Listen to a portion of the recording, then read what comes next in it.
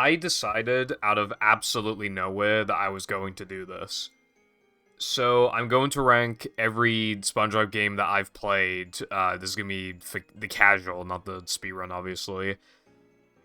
This is including every game I've played except for ones I haven't played since I was a kid, which is basically just BFB GBA and Yellow Avenger. Um, Also, before anybody says it, I know Globs is not a SpongeBob game, but in the PAL region, the game is called SpongeBob SquarePants featuring Nicktoons Globs of Doom, which isn't enough on its own. However, also, it's the only Nicktoons game I've played, so I just felt like it'd be fun to include it. Um, this will mostly just be taken into consideration the best versions, of every game. The other versions will be taken into consideration a little bit, especially if they're bad versions.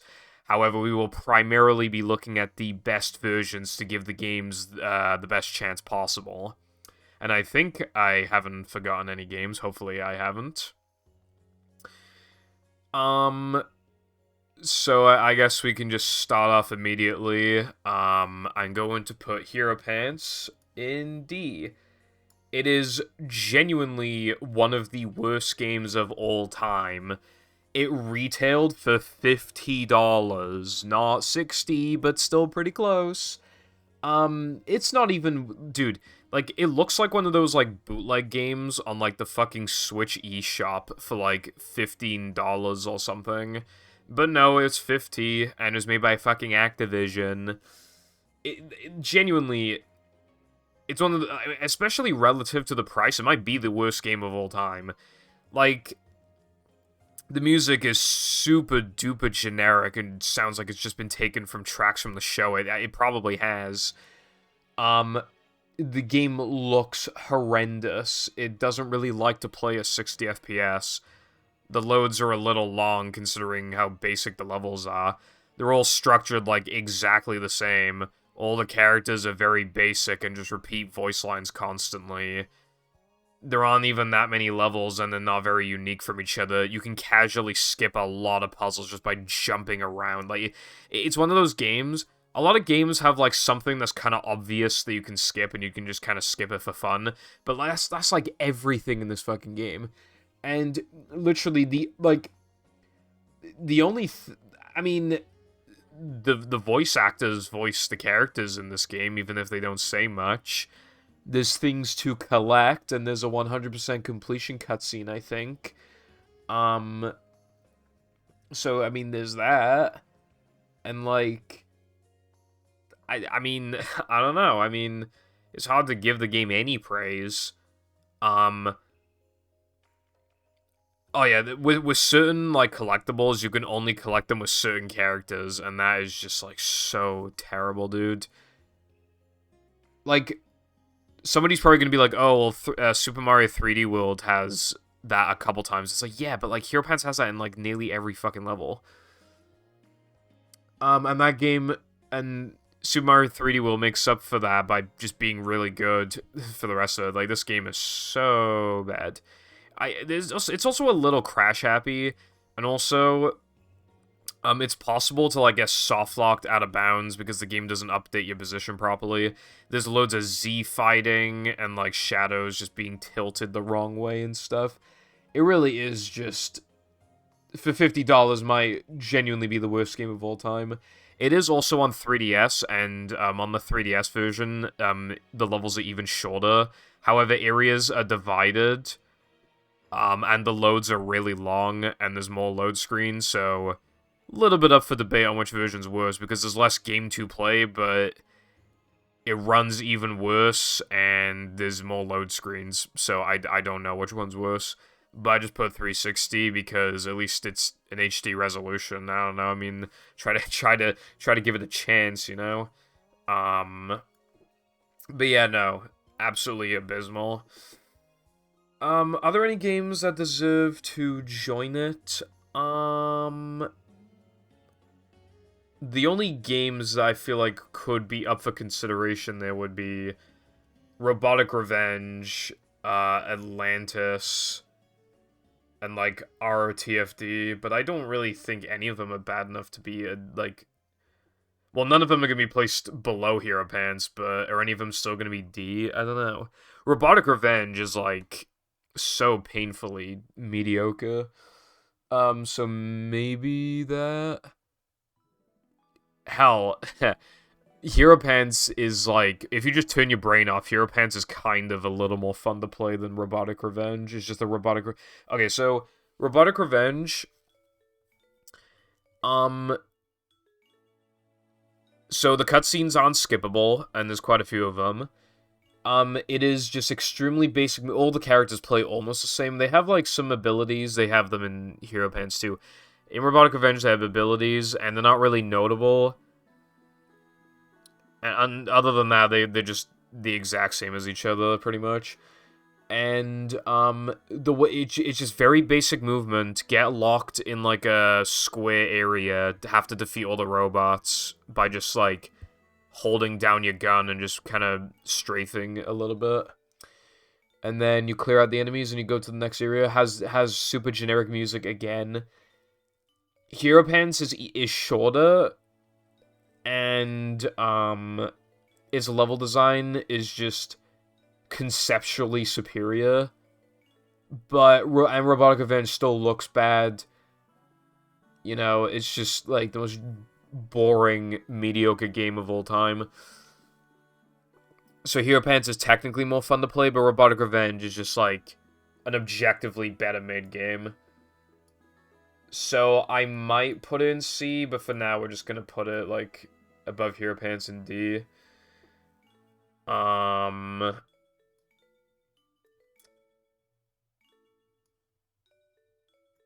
Yeah, so that being said, I don't know. I might change my opinion like the second this video ends. I really don't know. Because I'm thinking about globs right now, and I do not like globs, but like it's better than these two games, that's for sure. Yeah, honestly, I think there's gonna be a lot of games in C. I think right away I'm gonna put globs in C. It's gonna do this. Bruh. Anyway, so globs, of course, it's got other characters, but yeah, like there's a bunch of worlds you play, and they all have like 2 levels and then like a boss. So 2 levels will be themed around one of the characters' world. So the very first one is Bikini Bottom. So you'll do Bikini Bottom, and you walk past like, Mrs. Puff's boating school and stuff. It's kind of cool conceptually. And then in the second one, it's Rock Bottom, and then the third one is a boss fight against Bubble Bass. So all the characters play the same, even the specials are all the same. The game's music sucks, but at least, like, it's not, like, the world's most generic music compared to Robotic Revenge and Hero Pants. Robotic Revenge has an upgrade system, and so does Globs, but Globs is better because it isn't just upgrading, like, a weapon. You can also upgrade health and other things like that. So that's already better. The game's also got, like, skippable cutscenes this time, and they look better than Hero Pants' cutscenes, too. The game also just has, like, more content, more unique locations that are actually, like, visually distinct. There's still not anything to write home about. This game is still not very good. The enemies, I didn't really talk about the enemies. The enemies in Robotic Revenge are a little more inspired than Hero Pants, but, like, there's, like, the spinning enemy that's such a bitch to actually kill. It's so annoying. But yeah, there's just, like, uninspired, super basic enemies you see throughout the game.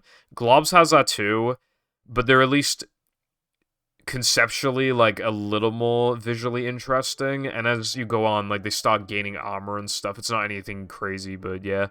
And at the end of, like, every level, there's, like, a big guy that you take down while there's enemies around you. It's it's still a little bit better than the other two. And sometimes it's a little interesting seeing SpongeBob interact with, some of the other characters and stuff. It's a tiny, little teeny bit. Also Plankton's in the game, too. just a teeny bit interesting. And some of the bosses are not, like, the worst thing ever. Oh yeah, before every level, you have to do, like, an auto-scroller slide thing. It's fucking stupid. But if they are going to do that, then, I don't know. I mean, if they're gonna do that, at least, like, they're not that long, and the music is okay. When you die in the game, you get a small penalty. You lose some of your coins. In Robotic Revenge, you go to the last checkpoint, and I don't even know with Hero Pants, I can't remember. So it's also a little less punishing. But yeah, also, yeah, no, Globs is better in most ways, but it's still not good. There's, like, a horrible rooftops level that takes forever to beat. But yeah, it's got, like, unique bosses, at least visually. Again, the whole game just has more visual distinction. It's just better. The ending sucks, though. After the final boss, then there's, like, a twist ending kind of thing where you have to fight the villains you've been pairing up with, and it's like, you literally just spam your attack for a minute, and then they lose, and then you win. So yeah, that's Globs of Doom. Oh wait, Revenge of the Flying Dutchman, I didn't finish this game, but I played like a third of it, so I feel like that's enough. This game is really fucking bad. The levels are so good. You know, I'm gonna put in D. Fuck it, dude. Like, okay, so it's like a 2D game, obviously. You know, it's on GBA, but the way you get out of the levels is by, like, finding, like, 3 gems or whatever, and then finding, like, the treasure chest that lets you get to the end of the level. And you gotta do that for a few levels in each world, and then that lets you, like, fight a boss or something in the Krusty Krab, I think. But the levels are so long, the areas all look the same. You know, the sprites is just similar to other SpongeBob GBA games, it's not that visually different. And the controls are fucking bad, and the music's just, like, okay. Like, that's what I hate. It's just like a maze, and it's just so unfun. It's probably, like, better made than Globs, but Globs is like a 3D game where, like, you just always know where to go, and, you know, and there's upgrades and stuff, and it's a little interesting seeing the characters talk to each other. It might be a little biased, but I fucking hated playing the game. I could see people thinking that RTFD GBA is better than Globs, but I personally do not think so. Alright, and, speaking of Revenge of the Flying Dutchman, I think I'm gonna put it here, in C. Some people call this, like, one of the worst games ever, or, like, one of the worst SpongeBob games. It actually has a surprising amount going for it. Okay, so the way that the game works, it's, you know, a 3D game, and you explore levels in Bikini Bottom, you know, you explore Downtown, Goo Lagoon, JF, you know, just like Battle, but there's a unique world being Chum World. But the plot is that, like, the Flying Dutchman is, like, hypnotizing all your friends or whatever, and then, like, you know, you gotta, like, complete these levels, and then you gotta eventually get to Dutchman and kick his ass. The way to progress with every level, you have to collect all of the tiles in every level. Once you, like, do an objective or just find the tile, you can collect it. The tiles all spell out SpongeBob for every level. And you have to do them all to beat the game, and that is, like, one of the game's main problems, but I'll get to that in a minute. There is a little bit of backtracking, but there's so little of it that I wonder why they even bothered. There's just, like, 1 tile for Downtown, I think. 1 tile for no, I don't think there's one. No. Tree Dome. Tree Dome is his own entire level, which is kind of interesting. Tree Dome in Revenge of the Flying Dutchman is kind of better than in Battle, actually. Because, like, it's an actual full-on level. And yeah, like, I kind of like the idea of Chum World. Oh yeah, there's a backtracking thing for Chum World as well. And the music isn't bad. There's only a few tracks, and you only ever get to hear the jellyfishing one because you need to use the jellyfishing costume constantly. Because, like, I think there's, like, 100... There's, like, a bunch of jellyfish in every level, and if you collect, like, 80 of them a level... I might be getting this wrong, but if you collect, like, the vast majority of them in a level, then you get the tile. So you need the jellyfishing costume most of the time. But you don't... You know, there's also, like, a Mermaid Man costume that's pretty cool. Now, the game is fucking ugly as absolute fuck. It is so fucking ugly. It looks disgusting, right? And the movement does not feel good. SpongeBob's movement is so blocky, I guess. It's so blocky, it just feels like it was made for any random game. And jumping does not feel good either, and, like, when you swipe with your jellyfish net, like, you just stop. Like, it just doesn't feel good, and it feels like SpongeBob's movements have, like, delay to them. The models all look ugly, except for Dutchman's model. And the game gets repetitive, and having to collect all of the tiles in every level is just like, dude, what the fuck, you know? Like, why? Why can't you just skip, like, one of the bees or something like that? I don't know. Being able to skip 1 or 2 tiles per level would make all the difference. That'd make the game so much better, because then you could just skip whatever you don't like. And yeah, there are some tiles that can only be done after doing other tiles, but they could either design it to not be like that, or, you know, that's only going to be like half the tiles in a lot of levels. Like, there's still quite a few tiles you could theoretically skip. Like, why can't you do that? Also, there's a bunch of different jellyfish, and they have, like, different, you know, just slightly different things. Like, one of them tries to sneak away from you, from a bigger range compared to the jellyfish, and, you know, it's just little things like that. Excuse me. Also, the loads are really bad. Dude, the Dutchman level is fucking pathetic. Apparently, the company, just ran out of budget. They didn't get paid for making that level. Apparently. It's really basic. You just retrieve some gold, and, in, like, a linear path. Mostly linear. You just retrieve some gold, and then a guy will open up a cannon for you, and that's what you do for, like, 4 or 5 areas. And then, when you collect all other tiles in every level, there's, like, this treasure hunting thing. You have to solve a basic puzzle, and then you have to, like, locate the, gold in every level. And in that one, you literally just go in all of the cannons, and then go to the end. And Dutchman, you just throw 3 bombs at him, the fight is done super quickly, and there's, like, there's hardly any challenge to it. And the music does not even change. It is, like, the most pathetic boss fight I've ever seen. And there's just like, any time you interact with, like, any character in Revenge of the Flying Dutchman, the music just resets afterwards.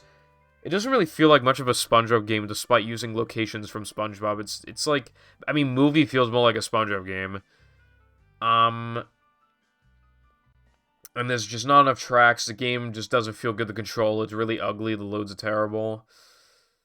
However, I'm ranking it above, like, the rest because it has the most interesting levels.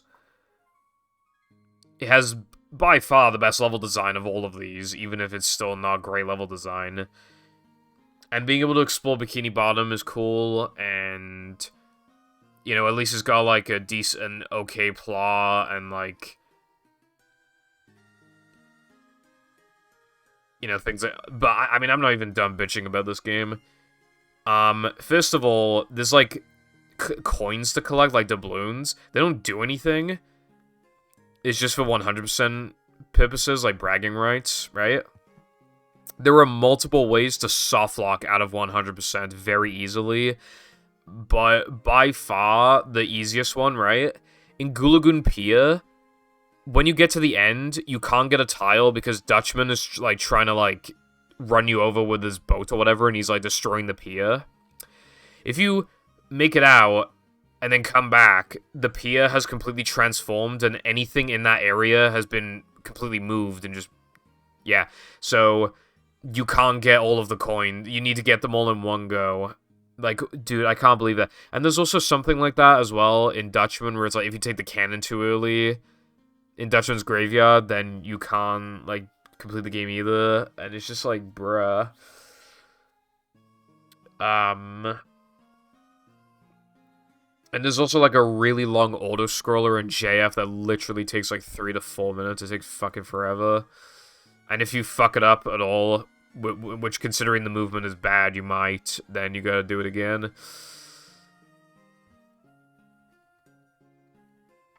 And, yeah, some level design is terrible. Like, I had to go all the way to Gulagoon Lighthouse, even though, like, why is this so stormy? It doesn't feel like a beach level at all, and it's ugly, and it's, like, one of the least visually interesting and distinct levels in the game. And, like, it takes forever to get back up the lighthouse, right? But a shortcut does not spawn for lighthouse until you've done, like, the main objective there.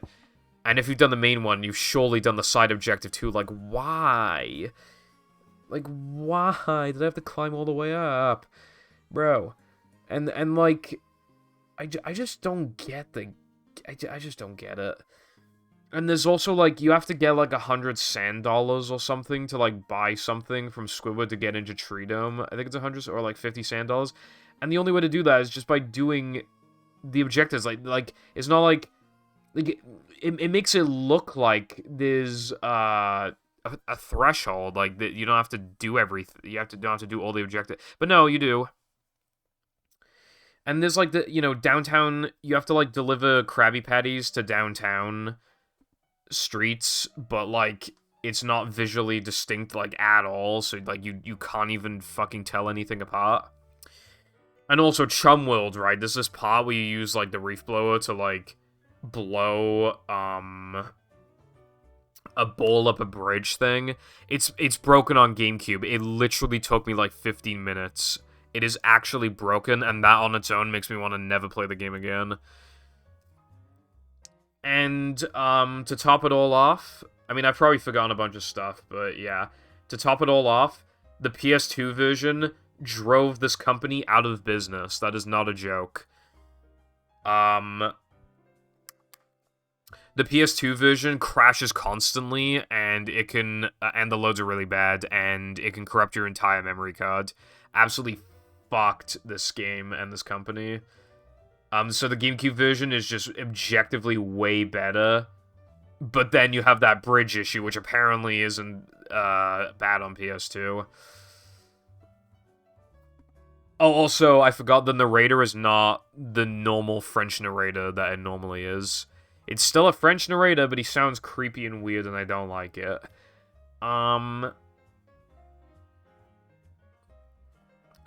But, yeah, that's, like, pretty much everything I can think of. Oh, yeah. You can't play the game on, American backwards-compatible PS3, I think it is. Because the reason why the PS2 version crashes so much is because Sony, back in, like, in the early days of the PS2, Sony wouldn't let you publish games to their platform, to the PS2, unless the loads were fast enough. And you know, because the game was fucking bad and rushed and shit, the only way that they were able to do that on time was to have the game reboot itself every load. And that's why it crashes so much. And the PS3 literally doesn't have the hardware to do that. However, on PAL backwards compatible PS3, it does work because that's software emulation as opposed to hardware emulation. I don't know if it's right to put Globs ahead of Revenge. Like, Globs is, like, less broken, but it's also a way safer game. That's, like, at least in Revenge of the Flying Dutchman, they tried. Yeah, so I'm probably gonna put it, like, here. At least they tried to some extent. Globs feels like a really safe game for the most part. But yeah, Revenge of the Flying Dutchman, at least, like, conceptually interesting. The music ain't bad. I don't mind the tile system. Like, some character interactions are interesting. Game's an alright length. It's paced, like, fine. But, man, fixing the letter tile issue and then either not having the coins at all or making it so you can't soft lock out of 100%, and then fixing the bridge thing would make the game way better. But if you're gonna want 100% Revenge of the Flying Dutchman and on PS2, then the game is D tier. But I'm trying to give it the benefit of the doubt, especially because like you can play it on Dolphin or whatever, so, like on GameCube. So I'm trying to think of it like that as well. All right, what's next? Why did I put BFB GBA? I haven't played that game in a very, very long time, so I cannot judge it. So I don't know why that was there. That's my bad. I'd say Boating Bash DS should be in C tier. It kind of fucking sucks. First of all, the 100% in that game is not even 100%. The save file will say 100% when you just beat the game. There are car parts you can unlock. But yeah, also, the AI is nasty in this game. Eventually, it gets to the point where all the AI they specifically only target you and they ram into you and shit. You'll get objectives like, destroy some cars or finish first or whatever in 3 laps. The AI rubber bands a lot, like, the music is bad and generic. It has a top-down... The game is a little hard to control, but you get used to it after a while, to be fair. Basically, you have, like, a driving instructor who isn't Mrs. Puff, and he's kind of like a weird villain. He, like, teaches you how to drive bad on purpose, I think. It's weird. But yeah, it's just bad. I've actually found a way to cheese the later levels. If you stay behind the AI, they go really, really, really slow, waiting for you to catch up. But you can wait until, like, if you're determined, and if you're desperate, you can wait until, like, most of the way through lap 3, and then you can just book it to the end. Like, that's pretty stupid. I don't know if other people know that, but yeah, I've known that for a while. Yeah, it's just, like, bad, generic racing game. I don't know, it's just hard to say anything about it that isn't just, like, super negative, you know what I mean? Or, like, just calling it average. Like, it's really boring, hard to control, the AI is bad, the game just gets beaten really quickly, and it's not interesting, and just... yeah. However, there isn't anything about it that actually pisses me off, unlike the other 3 below it, so I guess that's why it's in C tier. Anything else? Oh yeah, fucking Atlantis. I'm probably gonna put it above... should I put it above Boating Bash? Nah, I fucking hate Atlantis. It is so boring. It's so boring. It's so boring. The best levels in the game are probably the Plankton Tank ones, and they are like the first and I think last levels of the game. And they're not even good, they're just like 5 out of 10. There's like levels where you have to like explore like these areas with like, well, it is like SpongeBob, Patrick, Krabs, Squidward, and they have like unique abilities or whatever. I forget what he can even do. I think SpongeBob can, like, flip things, like cannons and stuff. I forget what Patrick can do. It's probably strength-related. I think Squidward, for some reason, can run on treadmills to, like, open doors, even though he's not an athletic person. And Mr. Krabs can, like, hover over to money or whatever. Mr. Krabs' voice actor is not in the game. All the models are absolutely hideous. The cutscenes are bad. They also couldn't get David Bowie to, like, do the voice. There's, like, these auto-scrollers where you just do, like, rhythm stuff. And they're boring and bad. The music fucking sucks. There's, like, these big auto-scrollers where you just take pictures of things. And for a couple of the levels where you do that, if you don't get enough points, you have to do the whole fucking thing again.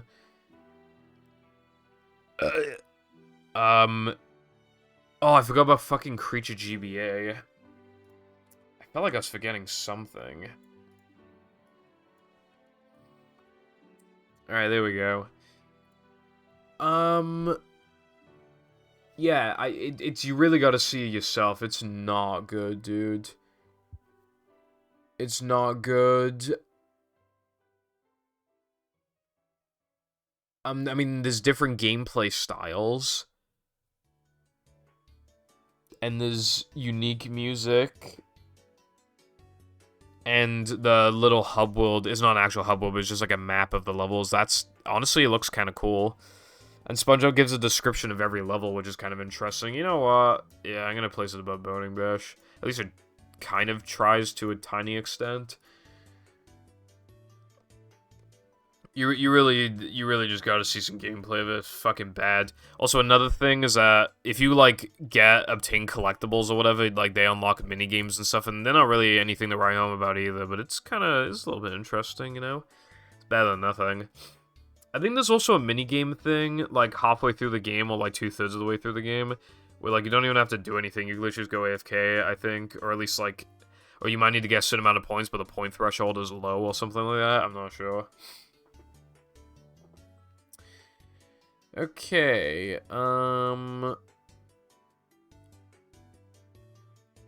yeah, okay, so the only game I'm thinking of putting in C now is Super Sponge. I'm gonna place it, like, here. There is also that aspect of, like, they kind of tried. Super Sponge on PS1 and GameCube are very similar, but PS1 has, like, a 2.5D sort of thing going on. It's visually interesting in that regard. And the music is alright. Yeah, it's just alright. One thing that knocks this game quite a bit is actually the story.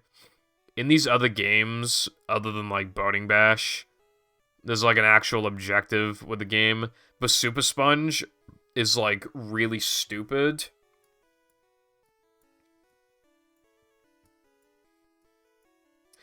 The way that the plot works is that SpongeBob wants to get an autograph from Mermaid Man and Barnacle Boy for Patrick's birthday. And, he goes over to Mermaid Man and Barnacle, you know, to Shady Shoals. And then Barnacle Boy is just like, oh, you need to get me this, you need to get me that. And then every time SpongeBob goes through a couple levels, beats a boss, and then he's like, alright, bro. Now give me the autograph. And then Barnacle Boy's like, oh, well, I'd love to, but you need to give me this now. And that's fine, kind of, but, like, the last thing that happens is that Barnacle Boy goes, oh, well, I can't because the TV's broken, and then SpongeBob fixes the TV, and then he gets the autograph, and then when SpongeBob leaves, the TV breaks immediately. So there was no point to any of it. Even in Robotic Revenge, in Robotic Revenge, you're trying to catch up to Plankton so you can beat him before he gets to the Krusty Krab. I forgot what the plot was in Hero Pants, but it's probably something similar. You know, Atlantis, you're playing through, like, the equivalent of the plot in the actual, like, special. Globs, you're trying to, like, you know, save the townspeople in every world you go to. Revenge of the Flying Dutchman, you're trying to save your friends. Things like that, right? And for, like, almost all of the games, there's an actual objective. Super Sponge PS1, well, Super Sponge just pisses me off because there's no point to any of it. Like, SpongeBob could have just been, like, I know the TV wasn't broken at that point in time, but he could have showed up a couple hours later, and then he could have just fixed the TV then. You know what I mean? And Barnacle Boy's kind of an asshole.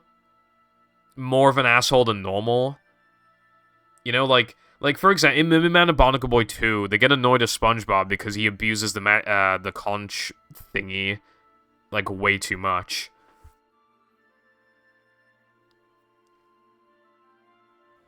Like, that makes sense. And in Mermaid Man and Barnacle Boy 1, they're just trying to enjoy their retirement, and SpongeBob and Patrick just keep annoying them. Like, it makes sense. You know what I mean? But, like, in this game, they just don't give a fuck. And it just doesn't feel like there's any point to any of it.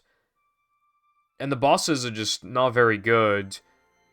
The game is structured in a way where it's one of those games where if you run out of lives, you go back to the very beginning of the game, I think. It might be the world, but I'm pretty sure it's the game. If I'm wrong, then my bad.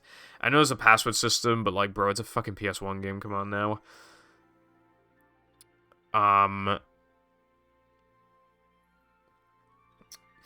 But yeah, like it's just ugh. But like the actual levels are okay, the music's okay, the visuals are okay. And there's got like some interesting bosses, like the most interesting one is probably the jellyfish one. And like the game is not it doesn't take that long to beat, and like there's some cool little neat power-ups and stuff. I'm a little harsh on the game, which, well, I'm placing it higher than I think it deserves, thinking about. A lot of people, when I was playing it on my stream, felt like I was being too harsh with it. Otherwise, if I had it my way, I'd place it like in between Atlantis and Boating Bash. But I feel like just putting it in C at all. Like, I'm probably going to change my opinion slightly at the end of the video, but I most likely won't change my opinion on what tier the game's going. So just think of it like that. If you think my placement of it is bad or whatever, like, I'm just putting it in C. You could just think of it like that. But I'm trying to place them, like, in order from, like, best to worst in the tiers, respectively. I'm trying to do that. Alright, I think we can get to B. This list is relative. I kind of don't think any of these games are S tier if we're comparing them to, like, some of my favorite games of all time. But if we're talking relative, then, yeah. Then I think a couple of these games that would otherwise be in C are going to go in B. And a couple of the games, like, if it wasn't relative, then I'd probably put Boating Bash and Atlantis in D. But, yeah, now we get into B, finally. And I'm going to put Truth or Square in here. This game looks good. It's too bright, but on 3, like, it actually looks quite good. And I think it's really cool, even if it's a nostalgia thing, a nostalgia bait thing. I give him a pass on letting you revisit locations. I think that's cool. Of course, they're designed completely differently, but I just think reusing the themes for an anniversary game, I think that's okay. I respect that. I think it's cool. And getting to hear some of, well, all of the tracks are just taken from Battle and Movie. I think this game has, like, no unique music. But I'm gonna get to that, because I'm pretty critical of that, despite it being an anniversary game. But if you had the option to, like, maybe if you found collectibles, like CD tracks or something, you could play, like, this music, then I'd be pretty happy with it, but otherwise, no. There's a little hub world thing where there's, like, a bunch of people, like, in the pineapple. And it's not anything cool, amazing, but I guess it's better than no hub world at all. And there's, like, cool little things. If you find collectibles or you beat levels, like, you can interact with objects and they can spawn cutscenes and stuff. There's art packs that you can unlock for concept packs, and they're interesting and cool. There's costumes, and they're not too expensive or anything, so it's kind of interesting. And you could buy lives. I think you can buy more health, too, I think. And, you know, some of the levels aren't designed too bad. It's just a point A to point B type game, and that's fine. However, Mr. Krabs' voice actor is not Clancy Brown again. The levels kind of simple. SpongeBob does not feel good to control. Heavy Iron made the game, so, you know, when you factor that they made Battle a movie, and then you go to this game, like, the SpongeBob control's completely different, which would be fine. He has no coyote frames, and his moves are not very good. I think, like, his best move is probably spin. And if you go into Muscle Bob form, then the game becomes even easier and even more generic, and it just plays the same music again. And there's another power-up as well. There's other power-ups with Sandy and Patrick and Squidward, but they're all basically the same. The levels are just very basic and uninspired, basically. There's, like, cool little Easter eggs sometimes. They got, like, a rock bottom level, and, like, the whole thing is based off, like, the hash-slinging slasher thing. Like, that's cool. I like that. But part of the reason why this game is just so, like, it's so mediocre and does the bare minimum. Apparently, this game was made in 6 months. And here's another thing, too, right? The PSP version has 2 more levels compared to the console version. And in the Spanish Wii version of this game, those levels were recovered. One of them is almost 100%, it's like 95% complete. And the other one is, like, hardly complete. So if they just had a little more time, maybe a couple more weeks, they could have added, it was a downtown level and a Krusty Krab level. Just a little more time and they could have put it in. But yeah, this game is just basically like it's got a decent novelty, and playing through the levels again is kind of cool. And it's got the same structure of doing a few levels and then doing a boss. The bosses are okay. Robopat's okay. Robo Squidward. I mean, finally being able to fight Robo Squidward, I mean, that's kind of cool. Even if it's just an okay boss. And then fighting, like, the Plankton boss at the end is okay. I hate that the game just repeats. Like, I know it's like, oh, it's an anniversary game. It should be allowed to use music from past games. I would agree, but it should be an unlockable thing. It shouldn't be, like... Ugh. And there's also, like, the Happiness Squid demo thing. It was never meant to be a full game, but the little footage we have of that game, it looks better than this game. This game, full being made in 6 months, is pretty okay. It's very inoffensive. It doesn't have that many bad qualities, really. It's just mediocre, and just a few neat things here and there. So it's like the bottom of B, probably.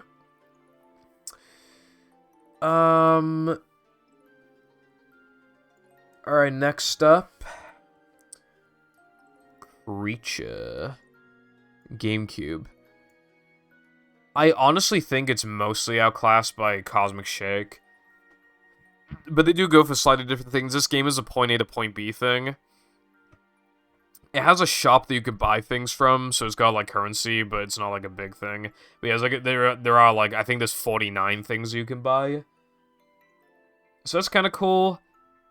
The game has a unique style. Everything is in a dream, so and it's really interesting.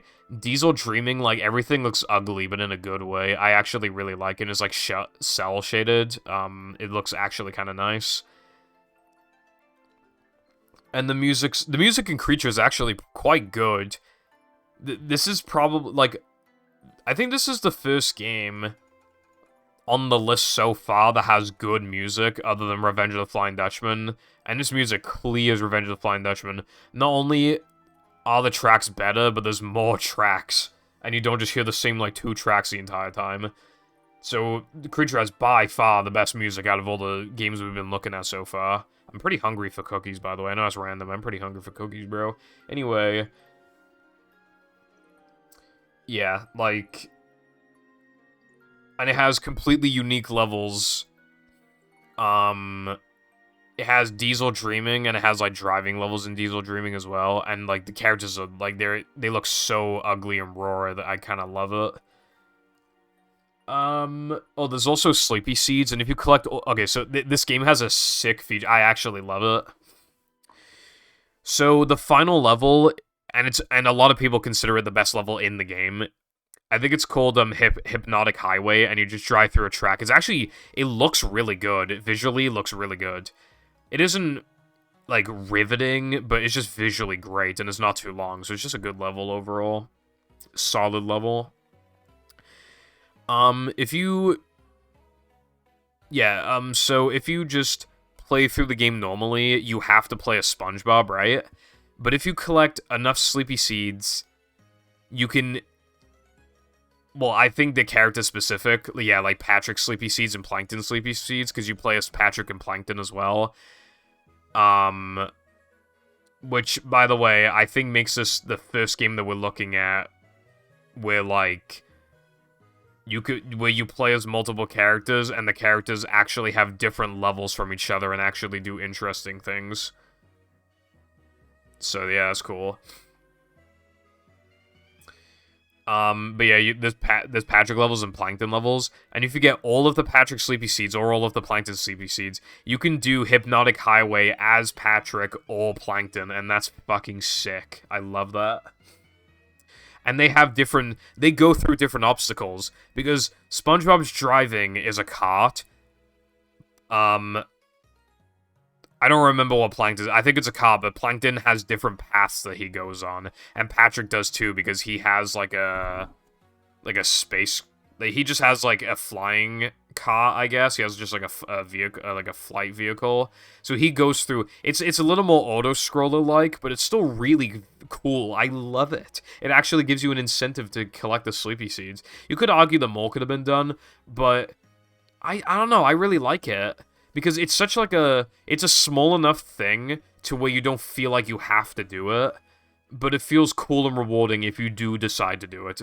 And I like that it's specific to Patrick and specific to Plankton. You know, you don't have to collect SpongeBob Sleepy Seeds, I don't think anyway, to do Patrick to do Patrick Hypnotic Highway, and I like that. I think that's good. I think that's cool.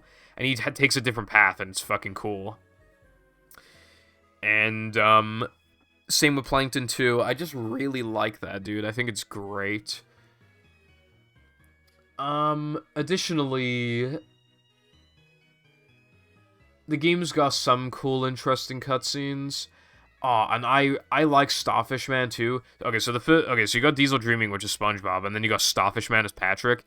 In his dreams, he's basically a comic book superhero character, and the supervillain's like a Patrick, like a version of Patrick, but he's like a villain, and like the enemies are like Patrick too, but they're like 2D cutouts and stuff. It's so cool.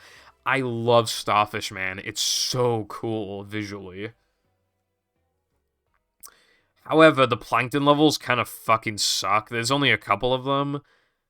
You got the Plankton Hypnotic Highway one, which is good. And you have Revenge of the Giant Plankton Monster, which is just destroying buildings as a giant plankton.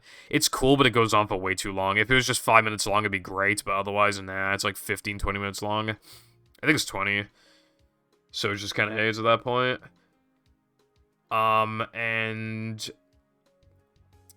Supersized Patty has to be the worst level in the game.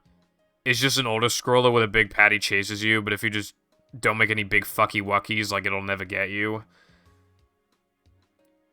So it's just boring, generic, just bad gameplay, and it literally takes like 25 minutes. It's such a fucking slog. And at the end of there's like 4 sections of it, I think, and at the end of every, and here's another problem with the game. The game has you, forces you to play a lot of mini games, and all they do is just collect currency for the shop, right? However, the stupid, oh no, isn't it like 100? No. I said there was 49 items, but I think there's like 119 or something. I don't know where I got 49 from. My bad. I'm pretty sure it's definitely over 100. I think the fastest way to 100% this game, by the way, is to do Supersized Patty twice, which is just like, bruh. I didn't really talk about 100% for a lot of the games. Hero Pantsers is abysmal. Robotic Revenges is literally just upgrading everything, so it's horrible. I don't even know where Revenge of the Flying Dutchman GBAs is. Boating Bash is just, like, collecting more parts, which I think might be getting currency. I can't remember. Atlantis is just, like, collecting, like, yeah, just objects or whatever. Globs is collecting random scattered objects. I don't even know with Super Sponge. Revenge of the Flying Dutchman is collecting all the coins and all the jellyfish. Toss is collecting all of the happiness objects. When you beat the levels, you can come back and just do a little challenge, maybe like a little arena or something like that, and then you just collect like an object, and there's also just scattered like objects throughout the level as well. And Creatures is getting the Sleepy Seeds and buying all the items in the shop. Honestly, kind of all of them are kind of bad to 100%, to be honest. In my opinion, most games are not worth 100%ing, honestly, but yeah. Out of all of them, the least bad one to 100%,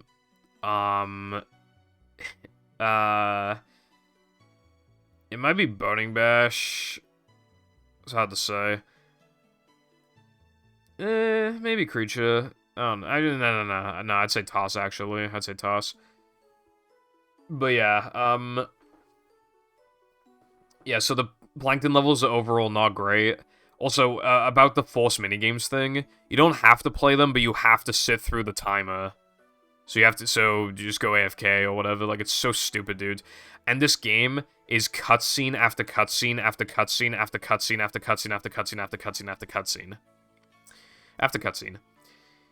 There are 4 trillion moments in this game where it stops you, pans the camera over to something, and/or makes you like just watch a cutscene, and there are no skippable cutscenes in this game. It's so fucking bad. It's so bad. Also, the Wii version of Creature does have a few unique minigames that aren't actually... I think it's one, and it isn't actually an auto-scroller. But the Wii version's bad because, moving the winches by, like, moving the Wii remote around, like, shaking the Wii remote is fucking annoying. And, like, doing dashing by, like, fucking jerking off the Wii remote is also cringe. But yeah, there aren't enough levels, and all the levels are way too long. Again, there's a million cutscenes. Additionally, the GameCube version, the final cutscene doesn't have audio. I don't know how it doesn't have audio, and it just ruins the moment. So even though the cutscene is kind of interesting, I just don't care because of that. And the Wii version is not great. I don't know about the PS2 version, but I think it has the slowest loads. And yeah, again, it has a billion cutscenes that are unskippable. Has minigames that you literally have to just sit through, even if you don't play them. Even though the currency is not required to beat the game. There are too few levels and they're all too long. Diesel Dreaming Casually takes like fucking an hour to an hour and a half. It's got sections, but like there are 3 times in Diesel Dreaming where you drive on roughly the same track for 3 laps. I think it's 3. It's either 3 or 5. Every time. Starfish Man is way too long. Supersized is horrible. There's like a 2-minute long, like, auto-scroller falling thing to Alaskan, which because of its length is kind of whatever, but it's still not good gameplay. Alaskan might be one of the better levels in the game, and it's still way too long, takes forever. Then there's, an auto-scroller with Patrick. I mean, you can destroy something, but if you don't destroy it, then you gotta go through an extra cycle, so it's like a kind of... It's technically not an auto-scroller, but it's not an auto-scroller in the worst way possible. And then I think there's like then there's Revenge of the Giant Plankton Monster, which is way too long. Then there's, again, the same sort of thing... Like an auto-scroller where you fight Plankton in a plane as SpongeBob. And it, again, is cycle-based. I mean, it's kind of interesting. It's pretty alright. Out of all the auto-scrollers, that one might be the best. Oh, there's also... Oh, wait, no, never mind. I was about to say something wrong. Then there's Rooftop Rumble, which I actually kind of like. It's just a lot of, like, small sections of, like, Patrick just, like, doing... some shit to, like, hurt Giant Plankton. It's a decent level. And then I think it's Hypnotic Highway. I might be forgetting a level or two, I'm not sure. So this game, at its absolute worst, I would rank it, like... Probably, maybe even worse than Revenge of the Flying Dutchman. However, the music is great. The visuals are quite good. The story is interesting. It's a unique experience for sure. It's accessible. It's on quite a few versions. There isn't any stupid soft locking bullshit like in Revenge of the Flying Dutchman, and the loads aren't too long.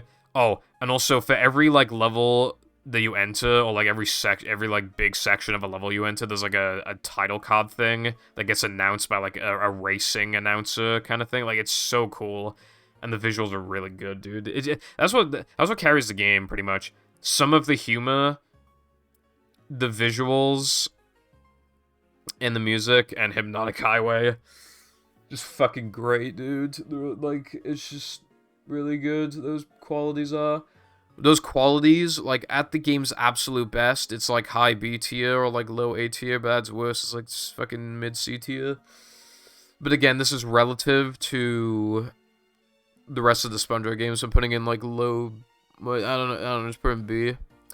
Also, the final reason why it's going in B, I soft-locked, and I had to redo Supersized Patty. I soft-locked in Alaskan because I defeated all the enemies in an area, which does a little cutscene, because of course it fucking does. But I also spun a platform at the same time, and that also starts a cutscene, because of course it does. and the game got confused and just kept playing both cutscenes over and over and over again. I soft locked, and people kept saying, "Oh, well, you should have saved after supersized," but the game shouldn't have done that in the fucking first place. Like, if you go into Revenge of the Flying Dutchman PS2 not knowing that the game crashes all the time, and then the game crashes, and it's like, oh, you should have saved the game. It's like, yeah, technically you should have, but like on the it's your fault scale out of 10, that's like a 2 out of 10. And this for me is like a 3.5 or a 4 out of 10 on the it's my fault scale. Because A, Creature should not fucking have cutscenes for every little thing you do in the game. Ever. It should not have a cutscene for every single fucking thing you do. And B, like, why would it have a cutscene for defeating all the enemies when the main thing that gets you out of the area is... I mean, you need to do both, but, like, why can't they just have a cutscene for one? And also, why would the game just loop them over and over again anyway? That's fucking stupid. So it shouldn't have happened in the first place. It's still objectively unfair. And the fact that I had to play it again, the game's lucky I'm not ranking it a C. The fact, well, I didn't have to do the entirety of Supersize Patty again. I just had to redo, like, a third of it. If I had to redo the whole thing, I'd so put in C. So yeah, with all the complaining I did, you'd think I'd rank it lower, but it gets carried by a unique concept, fantastic visuals and style, and just really cool ideas and some good levels and great music. And now I think the last thing I'm gonna put in here, I think it's gonna be movie GBA. I'm gonna put it at the top of B, I think. You know what, I'm gonna be right back. I'm hungry for cookies. Alright, cool, I'm back. Alright, so movie GBA. It is a password system game, but it is a GBA game, to be fair. The game doesn't take very long to beat. It is just following the rough plot of the movie, but yeah, you just do a few levels in every... and there's a few worlds.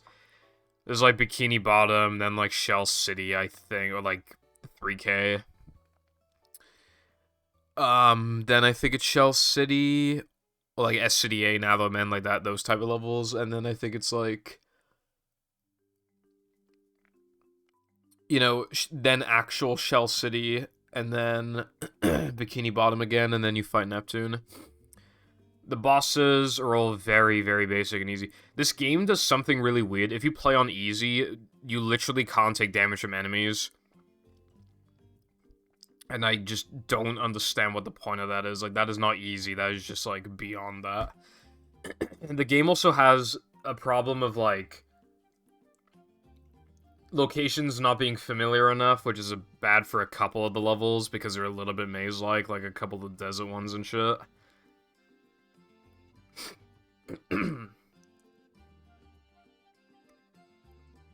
And, yeah, there isn't really that much I can say about the game. The worst part of the game is definitely, like, the final world. But particularly, like, the Gesk equivalent, where you have to, like, pull, like, the water thingies. What's it called? Well, I think it's, like, fire alarms and they spray water. So SpongeBob and Patrick don't die. That part of the game is actually miserable. It's so bad. And the game also has a problem with, like... It has, like, a dash move, and it wants you to use it sometimes, but then there are so many times you just instantly hit a wall afterwards, or you just fall into the void. And that's... There's just, like... There's a lot of pits, and you just can't see them coming a lot of the time. Not even... Even without the... Like, just doing some platforming. Like, there'll be some relatively tight platforming, but based off the level structure, it kind of looks like there's something underneath, but then nope, you just die. I've also soft-locked on the final boss before, but I can't remember how that happened. So, yeah.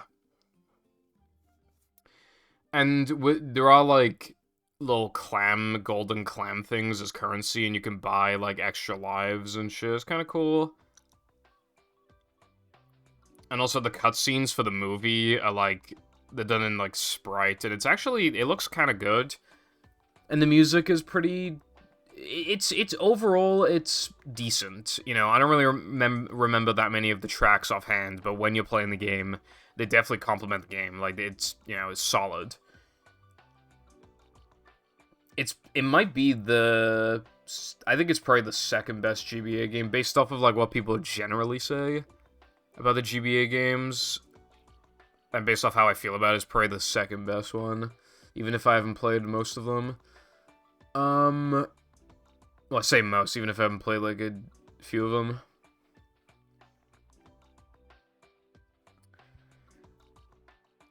But yeah, I mean, there isn't really much else I could say. It's like okay. I mean, it's decent. Music's good. Level designs kind of bleh. But the sprites for storytelling are cool. The password system is actually done using icons of like SpongeBob characters, which is actually kind of cool. Makes it a little more memorable. And there's like there's some few bonus areas and stuff, and that's kind of cool as well. Oh yeah, there's like these like auto-scroller things, but they only last like a minute, so it's not that bad. And if you're playing on easy, then you don't have to do anything. They kind of have the creature minigame problem, but not as bad. But yeah, the game's mostly inoffensive except for that terrible guest level. Like, Jesus Christ.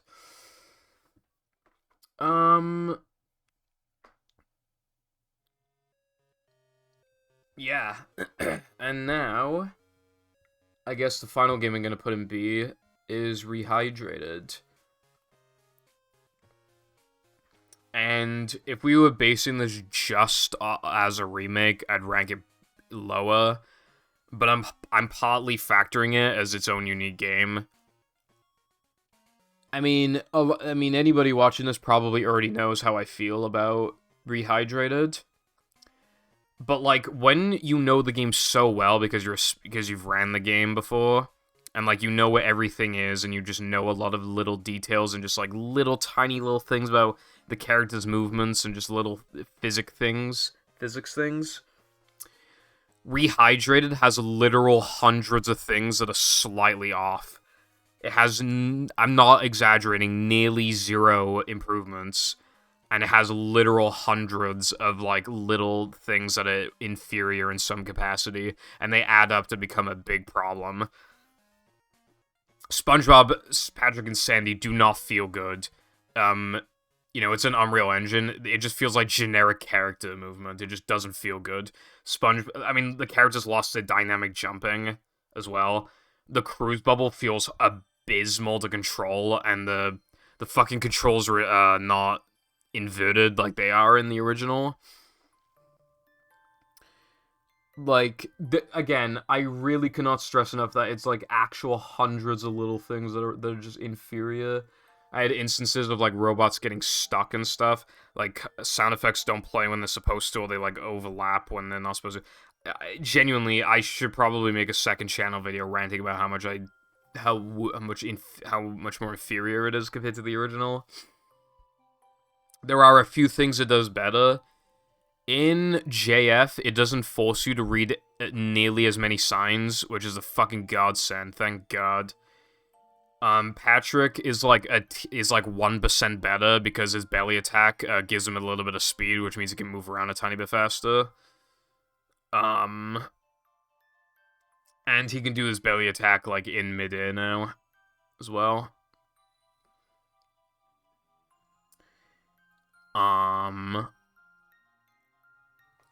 Sandy's also a little better because she can lasso like while in midair, like objects and stuff.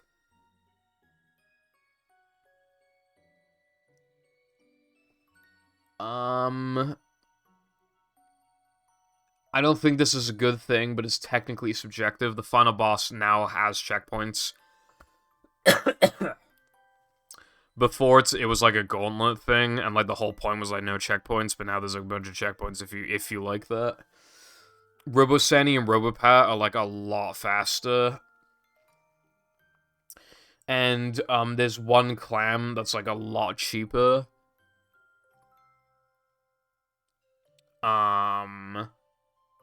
There's like a stack in JF Caves when in the original, like half the time, like you throw the melon at it and it doesn't explode properly.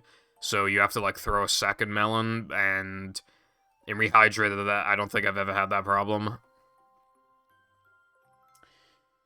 And you can play the game above 60 FPS. The game doesn't officially support it. You have to like go into your graphic card settings, and then you have to like put Rehydrated in like some setting thing that like enables higher frame rates or some shit. So the game doesn't even officially support it, but if you go through that effort, which it is pretty trivial, then the game can play upwards of 146 FPS. I think able to use keyboard and mouse is kind of cool. The sneaking is also arguably a tiny bit better. Because keyboard and mouse would be the default, like they had to if you hold shift, SpongeBob sneaks, and I feel like that's kind of better than like lightly holding like the direction, because little kids might find that frustrating, and if they've used the stick a lot, the dead zones might be fucked. So I think it is probably a good thing to have it like as a button. I probably just said everything that's better. There might be a couple things I'm forgetting about, potentially. Some people think the game looks better, but basically, if you're in the BFB community, you probably don't think Rehydrated looks better, but if you're just like a random normie, most people think that the game looks better if you're like a normie. And I don't know who's going to be watching this, but it's probably going to be people from the BFB community or the movie community. You know, it's same difference, and they're probably going to think that the game looks worse, but you might think it looks better. Wall jumping is significantly more automated, so you can't fuck it up nearly as much as before. You might find that as a good or bad thing, depending. Yeah, I can't think of fuck all outside of those things. It might sound like I listed a lot, but a lot of it was either subjective or so absolutely microscopic that it really doesn't matter. I mean, the game has autosave, like, automatically enabled. But if we're comparing it to Xbox, it's not superior. Because Xbox's autosave is also, like, instant anyway. Whereas on GameCube and PS2, it pauses for a couple seconds, but I'm mostly looking into the Xbox version and the PC version. In nearly every other way, the game is, like, either the same or 99% of the time inferior. I don't want to go over every single thing, but, like, for example, they fucked up, like, all the Easter eggs. If you swipe the candy bar machine in Rock Bottom, like, the bus stop from the Rock Bottom episode in Season 1, like, it shows up and then leaves, like, it's like the gag. In Rehydrated, it's there, but the Rock Bottom music restarts for no reason. It just completely kills the mood. I remember it happened. I was laughing when it happened, and when I saw the Easter egg, and then when I heard that it looped the music, I went, "Oh, fuck you!" Like how do you fuck that up? The invisible boatmobile in Mimile, they fucked that up. In the original, the collision is intact, and then you press a button to be able to see the invisible boatmobile for a couple seconds. In Rehydrated, it's not there. The collision isn't there until you press the button. If you press the button, then you can see the invisible boatmobile like you're supposed to. But then when it disappears, like, so it's not invisible then. It's just a boatmobile. Like, how do you fuck that up? And then, in SpongeBob's kitchen, if you bowl the stove, it turns on. Doesn't do that in Rehydrated whatsoever. And, like, that's the thing, right? If you point out every minor thing, it's like, oh, come on, like, you're stretching. But when you point out, like, all 5 trillion things that are wrong with it, you know, that's when it becomes more understandable. The bungee physics in that game, in Rehydrated, are so... There's some of the worst physics I've ever felt in a video game for a mechanic, and I really do mean that. Sometimes you dive and SpongeBob just barely dives at all, or his, like, direction gets locked too strictly, and, like, he doesn't destroy Tikis even though he literally touches them. Again, I could spend fucking 10 minutes ranting about that alone, but I'm not going to. They fucked up Sea Needle as well. In Sea Needle, if you do all 3, like, sections, then you get the spatula. If you die, then it resets them all. In Rehydrated, you could do the first section, die, do the first section, die, do the first section, and then it just counts it, because of course it does. Both games have CCA. CCA, for example, right? Here's an example of CCA in BFB. If you warp to downtown and have, how many campers are there in Kelp? I think it's 6, right? So let's say you have 6 wheels or more. So you load into downtown, then you immediately load into Kelp Forest, next to Mrs. Puff.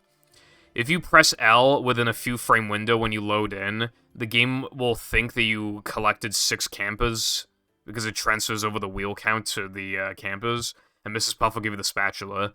You can also do this with the artwork in Rock Bottom, but it has to be exactly 5 artwork pieces, 5 wheels, as opposed to 5 or more.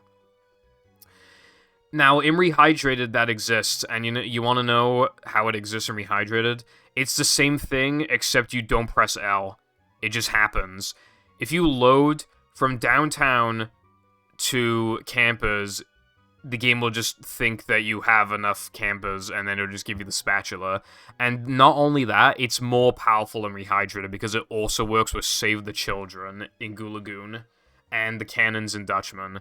That is so fucking sad, and it has never been patched.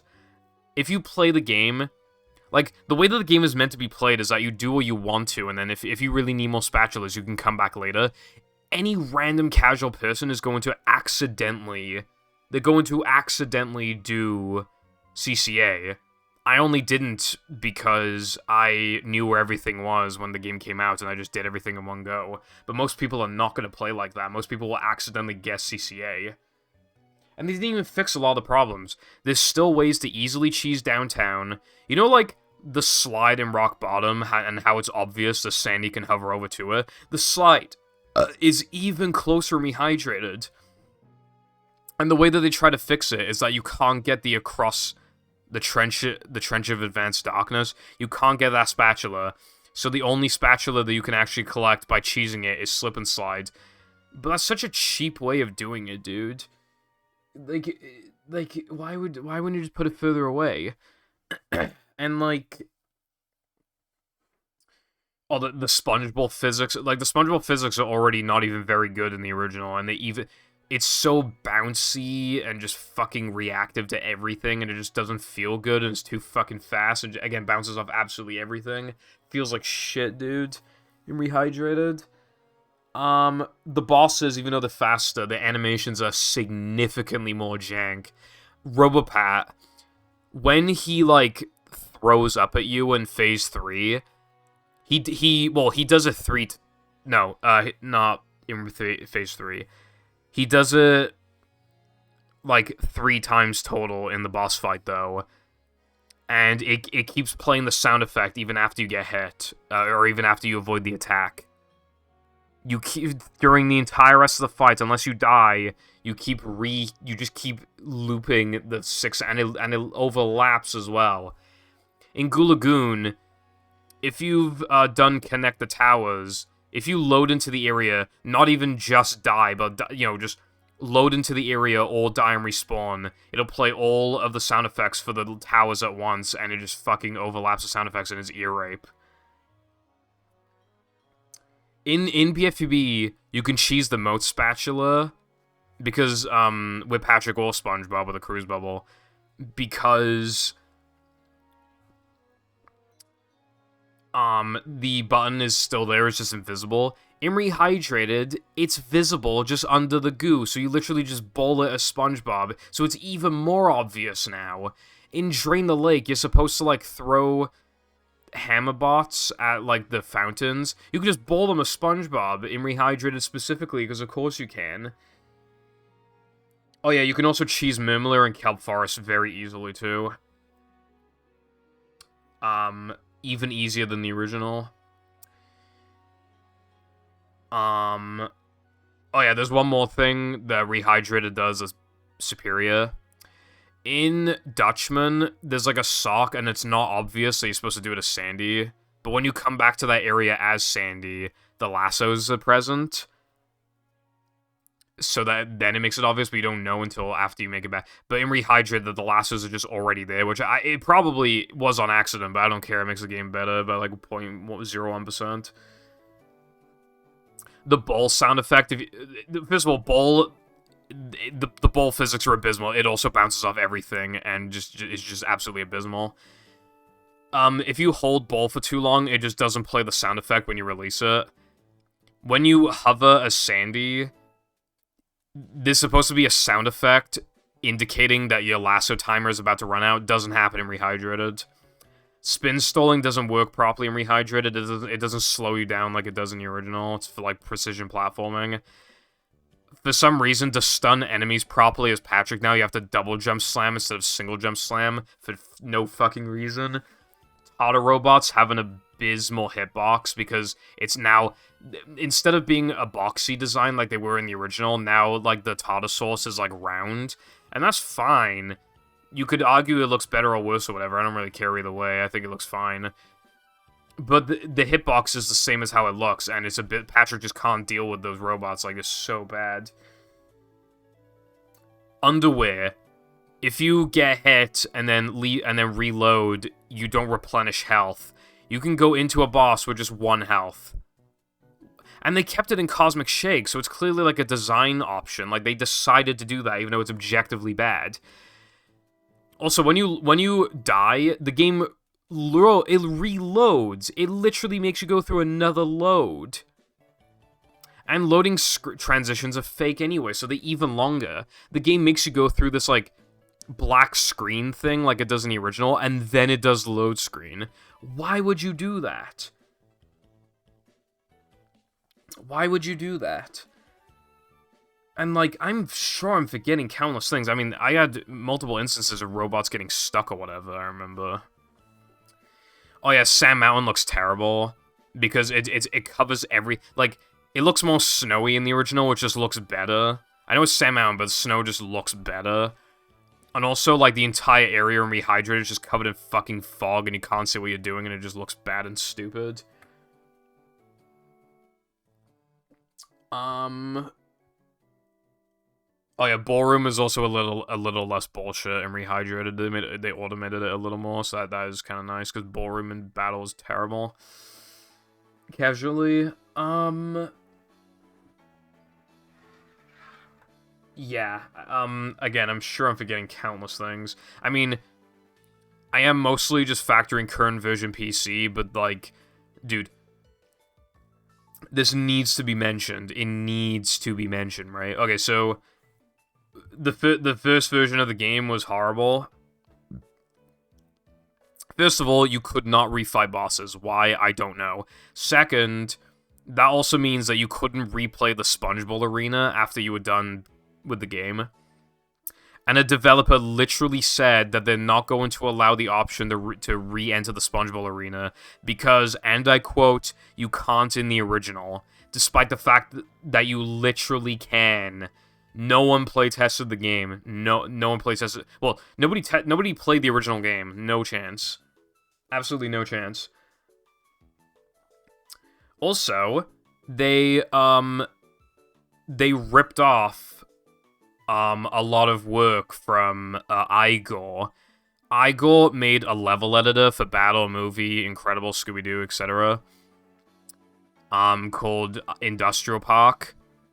And Purple Lamp, the company that made Rehydrated, they announced Rehydrated, waited until Industrial Park gained porting functionality, exporting and porting functionality, and then started working on the game, and they literally used Industrial Park to port the BFB levels into Rehydrated, and then essentially just kind of traced over them. That game would not be nearly the quality it is without Igor, and he was not in the credits at all. Until people pointed it out, Purple Lamp apologized, and then they added him into the credits like weeks later. Fucking disgusting behavior. Also, I'm still not done bitching. Crab spats. So they originally acknowledged that they would do something about crab spat prices, and like I said earlier, they decreased the price of one crab spat. I mean, one clam as well. Shinies in the game are like absolutely the worst thing of the original game. What they actually did was increase the crab spatulas. Now it doubles. So instead of being 3,000, 3,500, 4,000, 4,500, now it's, I think it's 3,000, 3,500, 7,000, and then 14,000. I think it went up like that. So it just doubled like every time. Like, you literally said that you were going to do something about it, and you increased the prices. That's how I know that they did not playtest the game. Because if they did for 4 seconds, the crab spatulas in the game are objectively bad. You're wrong. Like, you are objectively wrong. If you don't think it's bad content, you are literally objectively wrong, and your argument does not mean anything whatsoever. Your points are completely invalid. You do not deserve to have a voice in this discussion, ever. You are completely brain dead. You have 0 brain cells. You do not matter as a person. Now that that's been established, yeah, no, it's absolutely, like, it's unbelievable. So crab spats went from, I think, like 42,000 in the original to over 108,000. You want to know how much 108,000 is? The game caps at 99999. That's how much it is. And keep in mind, and by the way, you remember when I mentioned those loading times when you die? Yeah. You know what it means? It means that even if you do go to grind, because keep in mind, they decrease the crab spatulas back to the original prices finally, but it still takes longer than the original to get enough shinies to the crab spatulas, because instead of instantly reloading after a death, the game has to go through a fucking loading screen. And even if you're on PC with like an ultra god gamer PC with an SSD, it's still like fucking 2 to 3 seconds slower every single time, so it's still objectively worse than the original, even now. Which also makes grinding for any clams also worse. And by the way, if you're playing on console, those loads are slow on console. Rehydrated also has a mobile version, and it's actually good, except mine just does not have volume, so, yeah. Also, in Krabs' dream, there's literally just a fucking T-posing robot. Like, oh, fucking fuck off, dude, you know? Like, fuck right off with that. And yeah, the game has a massive shiny problem, and they decreased the price of one clam, and keep in mind, right, honestly, that is probably the least offensive clam in the fucking game in the original. And that's the one that they decreased. I'm so pissed off about it, right? There's a section where instead of the clam being like 2,100 or 2,300, it was something like that. It was like 2,100 to 2,300, somewhere around there. They decreased it to like 150. However, that section has so many robots, so many shinies on the way. And it's right next to Drain the Lake, which also gives you more shinies as well. Like, even if you spent all your shinies elsewhere and then went all the way around, you would have a lot of like 2 trips of that, and you'd have enough. And like how do you fucking dude? Why would you, like, why that one? Why do you decrease that one? And by the way. Which, by the way, like, 150 so low, unironically, should have just gotten rid of the clam. That makes the design stuff even more questionable. Like, why that one? Like, which, for the record, all crab spat should be 3,000. It'd still be too much if they were all 3,000, and that'd still be, like, miles better. By the way, the best grind spot in the game is the shinies right next to the 150 clam, right? However, if you pay for the clam, every time you load into that area from there on out, the game automatically takes away 150 shinies from you. That never, ever, ever happens in the original, ever. And while we're at it, right, the theater, 40,000 shinies to unlock for, like, seeing concept art and other cool stuff like that, right? Now, as we've already established, it's objectively worse than Rehydrated because it takes longer to get the shinies. In version 1.0, it was just like a few stock images. I'm not joking. Instead of concept art, it was a few fucking stock images. That was the most disappointed I have ever been in a video game in my life, and it may be just the most disappointed I will ever be in a video game in my entire life. You can't, even though you don't have to play that version anymore, I still experienced it. I still grinded 40,000 shinies with the method that takes away 150 every time you respawn, by the way. And yeah, that's what I got, a few stock images. They did finally replace it with, like, concept art, but it's still not as good as the original. The original has better concept art. And you could say, oh, well, how's that the Rehydrated devs' faults? But they could literally have just included the original and just put, like, Battlefield Bikini Bottom concept art, and then after you skip through it, it would just be, like, Rehydrated concept art. That's easily just how you fix that. They had no excuse not to do that.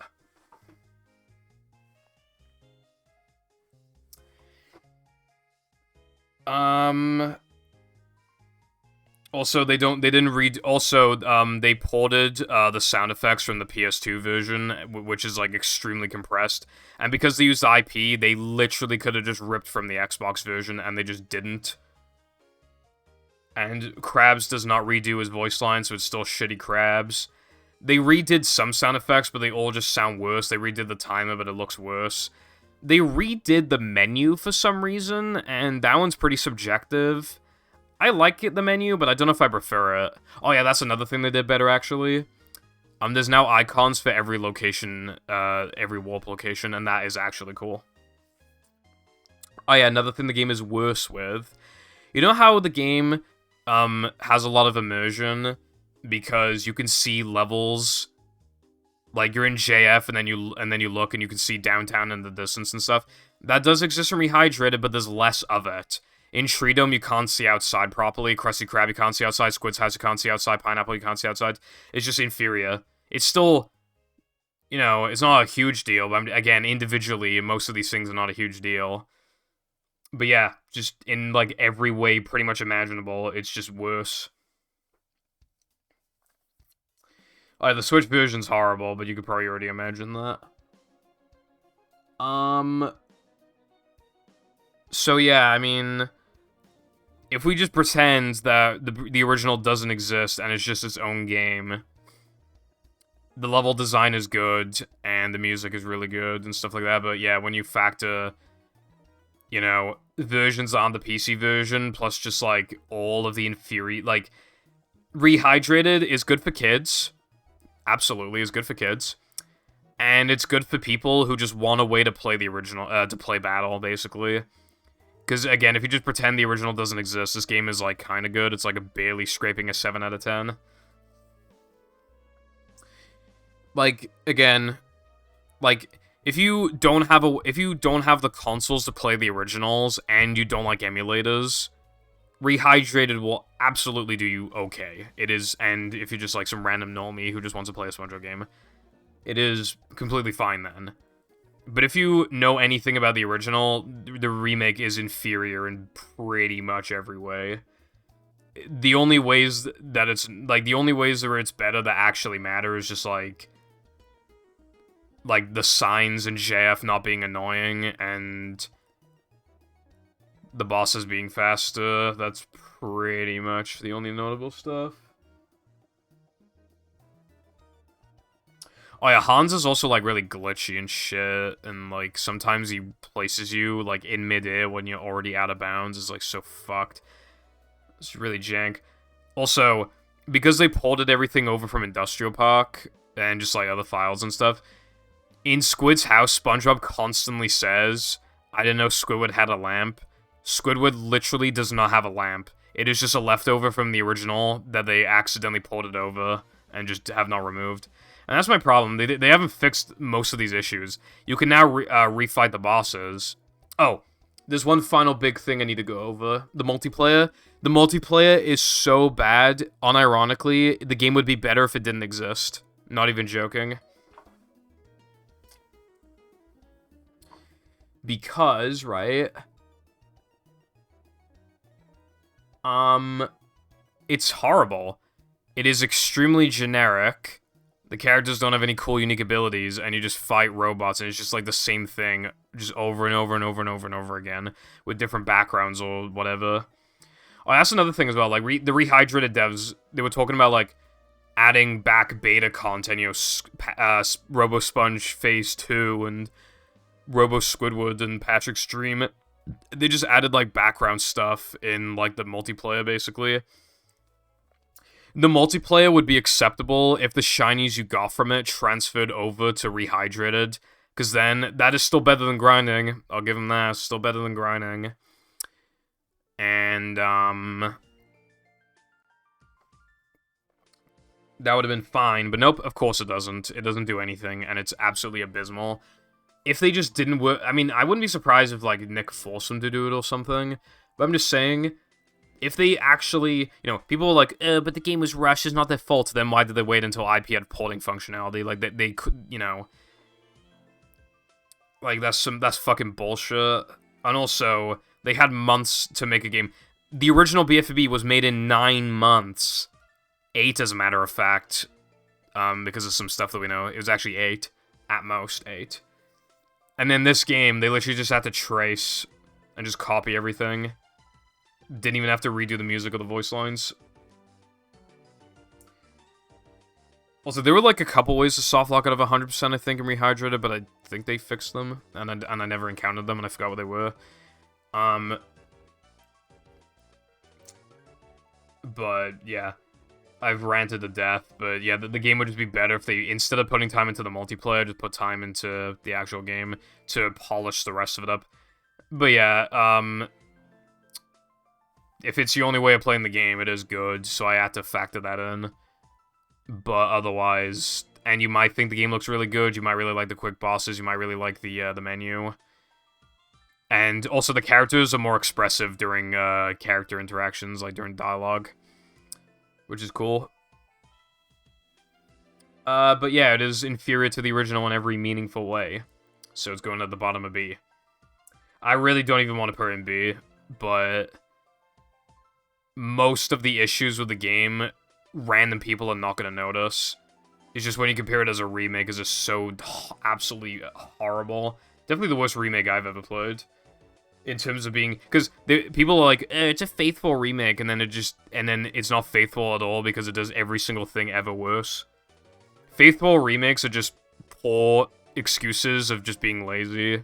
And if you're gonna do that, at least copy it as good as possible. I don't see the point in remaking a game if you're gonna carry over all of its flaws. Especially, it's disgusting how easy it would have been to fix the crab spatulas. Make it, because Mr. Krabs doesn't say, you owe me this specific amount of shinies. He just says, come back when you have enough shinies. So, literally, they could have just made it 3,000 for every single one, and lowered some of the clam ones. And I would bump this up to, like, the top of B, just from that alone. But nope. They originally increased them, and even though they're the same as the original now, it's still, and even though one of the clams has been reduced, it still takes longer because of the load times to, it still takes longer to get all of the, shinies necessary to complete/beat the game. Also, I just remembered as well, the game has more language options, which actually is cool. They got like German and Spanish and shit like that. It's actually, and Japanese. It's actually pretty cool. I will say that is cool. I like that. I appreciate it. I know there was one other thing I was gonna mention,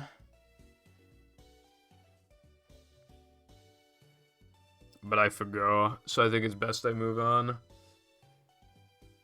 Alright, now we're finally getting to the A tier stuff. However, I've been recording for a long time, so I kind of want to wrap it up within the next, like, half an hour. Alright, Creature GBA. There isn't much I can say, but the game has one really stupid thing where at the end of an auto-scroller, it clearly wants you to, like, jump off into, like, the void or whatever, but if you do it too soon, then you just die, and it's just, like, fucking extremely stupid. And I have no idea why they designed it like that, but if you wait an extra couple seconds, then you're fine. The game visually looks great. Definitely the best looking GBA game visually out of all the SpongeBob games. The music is pretty bussin'. It's got that creature style with like some of the designs and stuff. Like, it's just good fun, and it has like unlockable minigames that are actually unironically good, and it has good, interesting boss fights. I really don't want to talk about it too much. I only, I beat it in a couple hours, and I was streaming, and I don't remember it too well. But it was just a good game that looks good, sounds good, feels good, plays good, good bosses, just good everything. I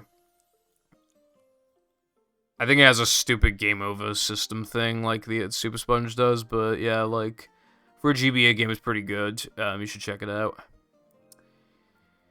Now we have some big ones. I kind of have a hard time ranking Lights, Camera, Pans. Because I don't know if I put it above the other... I already know what the top 3 are for me. Well, I know what the top 2 are.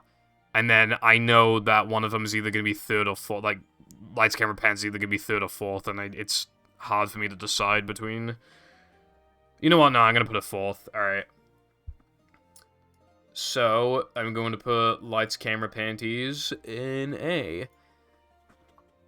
So, it's a party game, but it's actually surprisingly unique compared to Mario Party. This game has, like, an actual, like, plot. And there are, like, you do mini-games with a character, and if your character wins, they win the role of the character in, like, a big scene.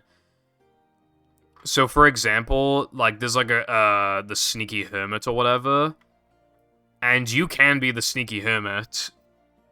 You can pick, I think, like, Plankton, Crabs, like, SpongeBob, Squidward, So, you could be a lot of characters. And basically, the story is like Mimiman and Barnacle Boy, just up to some shenanigans. But then, like, if you win if the AI wins auditions, then they'll get the role, and then you get to watch the cutscene play out. It's really unique and interesting, and genuinely has, like, an edge over Mario Party in that regard. And also, the minigames are genuinely good. It's hard to say, to describe why or how they're good. You just have to see them yourself. They're just well-designed. Most of them are. Some of them are kind of cringe, but a lot of them got that SpongeBob feeling, and they're just genuinely interesting. And I like the roll thing. And I like, yeah, and you can win, like, trophies that you can look at in, like, a trophy menu. And there's cutscenes as well. There's, like, this, shark fish guy, and he's trying to find, like, actors for the role, and he talks to, like, characters that represent, like, the worlds you go, like, there's, like, Bikini Bottom minigames. So, the shark fish guy, he sounds like Sid from Ice Age. He's talking to Bubble Bass. And that's really cool. And then there's one of, like, a concert thing, and it's Squilliam, and it's just so cool. It's just oozing charm. And the cutscenes are fully animated. I don't think it's Mimiman's voice actor voicing Mimiman, but it's, like, by far the best Mimiman impression I've heard that is a Mimiman. It's very, very good. And Krabs is finally in the game. Clancy Brown. So, the game has 2 big problems, other than obviously just, like, being... It's kind of more enjoyable than Mario Party when it comes to single player. But yeah, just like every other party game, it's 50 million times better as multiplayer, but it doesn't have online multiplayer or anything. If Pipple Lamp are going to remake another SpongeBob game, they should definitely do Lights, Camera, Pans, because that one would be even easier to remake compared to Battle. And then they could just have online, and then the game would just, and then sell it for like $30, and the game would just do well automatically, I think. I definitely think they should do that, honestly. Like, even if they fuck up the movement or whatever, it's not like a huge deal for a game like that, you know? It's mostly about being able to play online and like the SpongeBob charm and shit. So one big problem with the game is that when you finally get to watch the cutscenes, like, they play out of order, and it makes absolutely no sense until you beat them all, and then you can finally see all the cutscenes. And the second, well, other than one of the other things as well was, I guess point number one was the fact that it's just much better multiplayer. So that was point number one. Point number two is that the cutscenes play out of order. And number three is that the audition thing that also doesn't make sense. There are scenes, I think there's like two big sneaky hermit scenes, and they could be any character. So you could win and you're crabs or whatever, and then the AI wins and the Squidward, and then they can both be sneaky hermit.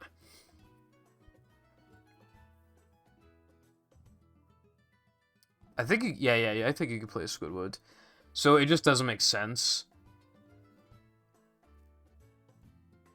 And it's kind of cringe. It kind of ruins it a little bit, having to watch the cutscenes out of order, and then you get to watch them all in order. I don't know how you could have fixed it, other than just having them play exactly in order. But I think, for some reason, the worlds that you play through are not in the order of the locations of which Mermaid Man and Barnacle Boy go to, which is stupid. They should have... I think it's because, like, certain levels wouldn't make sense to have at certain times, but they you know, they should have thought of that when making the game, you know? So yeah, those are my problems with the game, but otherwise, it is a very solid party game, genuinely good. If you like SpongeBob, it's a good game. And it unironically has a way of standing out compared to Mario Party, a very unique, interesting way. I recommend it to pretty much any SpongeBob fan, and any party game fan, really, at least give it a go. One more thing, actually. The Xbox version sometimes crashes on one minigame. I don't know how... I don't think it's that common, but...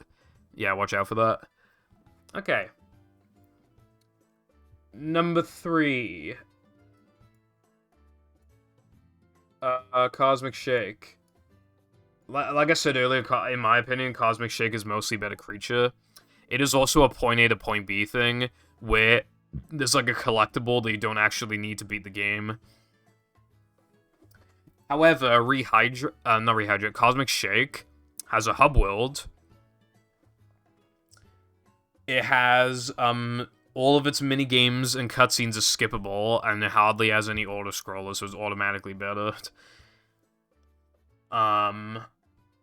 It only has a couple mini-games aren't skippable, but, like, there's actual skill to it, and it isn't just, like, waiting until the timer runs out.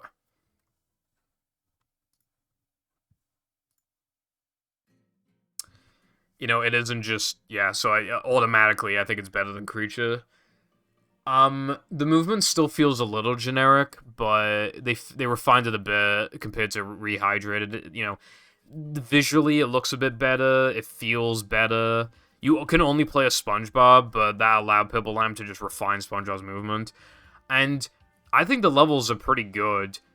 Wild West Jellyfish Fields is a very interesting take. It might be the best level in the game, potentially. It's very big and very interesting. Very unique. And then you have, I don't know what the level is called exactly, but it's just downtown, but, like, you play, like... okay, so the concept of the game is that SpongeBob and Patrick, like, they fucked up Bikini Bottom really bad, like, flooded it, and, like, sent their friends to, like, other dimensions or whatever the fuck. So, they're going to rescue them and retrieve jelly for Cassandra, which is a mermaid. For some reason, they won't bring back Mindy, but we do have Cassandra, at least, I suppose.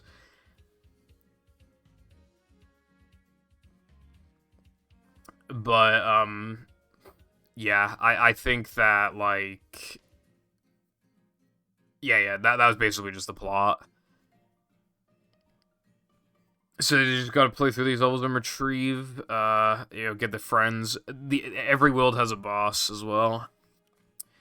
So the second level is Squidward being a director, and you gotta like do shitty director stuff, like funny shitty stuff, director stuff during downtown.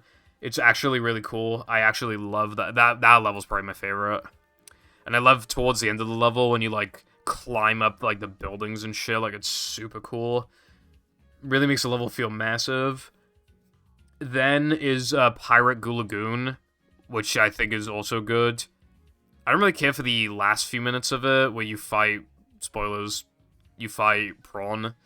Well, you don't even fight him, you just get to Prawn, but, I still, I like the level still. Prehistoric is considered by most people to be the worst level in the game. It's also one of the shortest. There's just so many slides for some reason. So many slides. Then there's Halloween Rock Bottom, which I actually quite like. The only part I don't like, there's parts where you gotta trick or treat at people's houses. And, I always get lost on where to go there. It's very annoying. I think there's a way to skip it. I might just do that from now on whenever I replay the game. But other than that, the level's pretty good. Then it's, Medieval. And I also quite like that one. And then, Glove World, which is, that one's the shortest, I just remembered, yeah. And then Glove World. And then, the final boss. So the bosses, in JF, it's Mr. Krabs are chasing him on, like, a train. Downtown, it's Sandy, like, fighting you in, like, a tree dome at the top of, like, downtown. It's not a very good boss, to be honest, but, I mean, yeah. Pyro Lagoon is just Prawn, like, shooting cannons at you, but they don't even damage you, it just gives you knockback, and you just fight a few enemies, and then you get to him. That's also kind of lame. Prehistoric is Pearl, who's Pom Pom, you just... Yeah, that one's, like, the most boss-like boss in the game, probably. Halloween Rock Bottom is Giant Gary, and he can turn you to stone and spit at you and stuff, while you climb up and, like, break all the vending machines, I think, the candy machines. Medieval is, like, a witch that's trying to stop you from serving cake at, like, Pearl's birthday party. I did say Pearl again, we'll get to that. And then, Glove World is the Glove World mascot. He, like, kidnaps Patrick from you, and then you gotta get him back. That's, like, the entire point of the level. And then, final boss spoilers is Cassandra, as very early in you realize how obvious it is that she's the villain, and they don't really try to hide it from, like, downtown or Goo Lagoon onwards. But yeah, I like most of the levels, and there's a lot of checkpoints, and, it's just good fun. It's one of those games where it's better if you just kind of turn your brain off. Like Sonic Heroes, I think it's most comparable to Sonic Heroes in that regard. Just literally just turn your brain off, and the game's, like, pretty fun. But the game's good anyway. I don't want to have this video go on forever, but I'll just list, like, some of the issues I have with the game. Again, Prehistoric is kind of lame. Some of the bosses kind of lame. There's a lot of costumes. And that's awesome. However, they released an update recently which increased the price of all of the costumes when the price was already high. So, they did the opposite of Rehydrated. So, honestly, I probably would have placed it above movie, but the fact that they released an update, which, again, once again, implies that they just didn't even playtest, and this time, like, they did it after the fact, that's fucking despicable. So I'm placing it below movie out of spite. I just realized I spoil what the number 2 game is, but, my name, these nuts, in a boss. Why'd I say in a boss? I meant in a bruv and then like a boss. Anyway.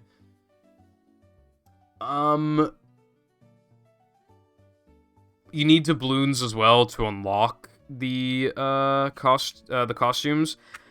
A lot of the backtracking doubloons are fucking lame. They literally just require you to, like, load to a checkpoint, walk for, like, a minute, or, like, maybe not a minute, like, 20 seconds, and then find something, and then just use a power-up, and then you get the thing. Like, it's really lame. That's not all of the backtracking, but it's a lot of it.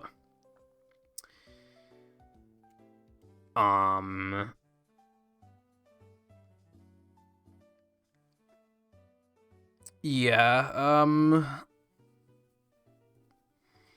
there's, like, it's kind of annoying, like, in every level, after the fact, characters are like, oh, can you find this thing for me in this level? And you gotta, for example, you gotta find, Plankton's pet Spot in downtown, you gotta, well, he's in, like, every level, I think. But I wish he could have just asked you to do that immediately. But he only asks you after JF, I think. And with, like, Squidward, I think he makes you go back through, I think he makes you go back through downtown. And it's just like, I kind of wish you just... It wouldn't make sense otherwise, I guess, because you don't get Squidward until after you beat the level, but still, it just, you know. Also, 100% in the game doesn't do fuck all. There's a theater thing, and there's a line for it. It implies that there was a 100% thing, but it just doesn't exist. I mean, there's just nothing there. The minigames in Glove World are just kind of lame and repetitive as well. Some of them are, anyway. You get the Reef Blower, but you get it way too late and it's way too overpowered. Final boss kind of sucks as well. Very easy and quick and just not really... Also, you can literally spin Cassandra and damage her. I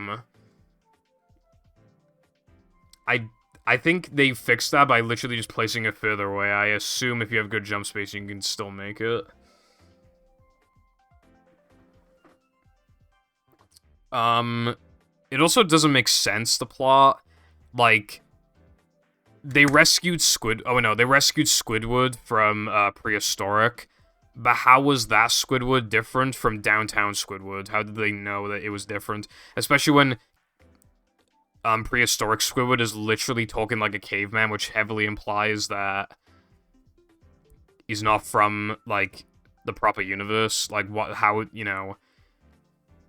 It's just kind of dumb.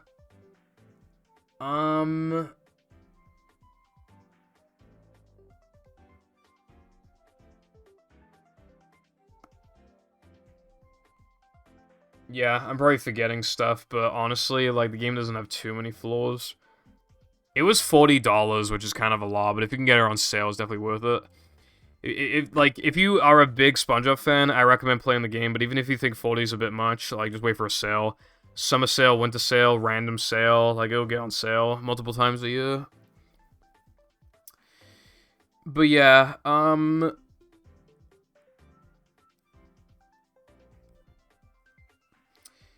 yeah, I want to be done with this video. But overall, solid, legitimately, genuinely good game. With mostly good level design, really awesome costumes, good music. A cool take on the hub world as well. I like that there's a boss in every level, even if not all of them are hitters. It's just cool. I like a lot of stuff, little things about the game. Alright. Now, for the last game in A, we have Movie on Xbox. Oh, by the way, Cosmic Shake on consoles kind of sucks. Switch version is locked at 30, and I think the Xbox and PlayStation versions have bad loads, if I recall. As for, Movie Xbox... Oh, also, in Cosmic Shake, SpongeBob repeats voice lines too often. It's kind of annoying. Alright, as for Movie... So I was gonna place Cosmic Shake higher, but again, the devs were just like, let's just make the game worse for no reason. Like a mouse. But no, Movie is carried extremely hard by its engine. SpongeBob and Patrick feel so good to move around. And before somebody says, Battle made the engine, Scooby-Doo did. Battle refined it for SpongeBob, but I'm just saying, like, Scooby-Doo made it first.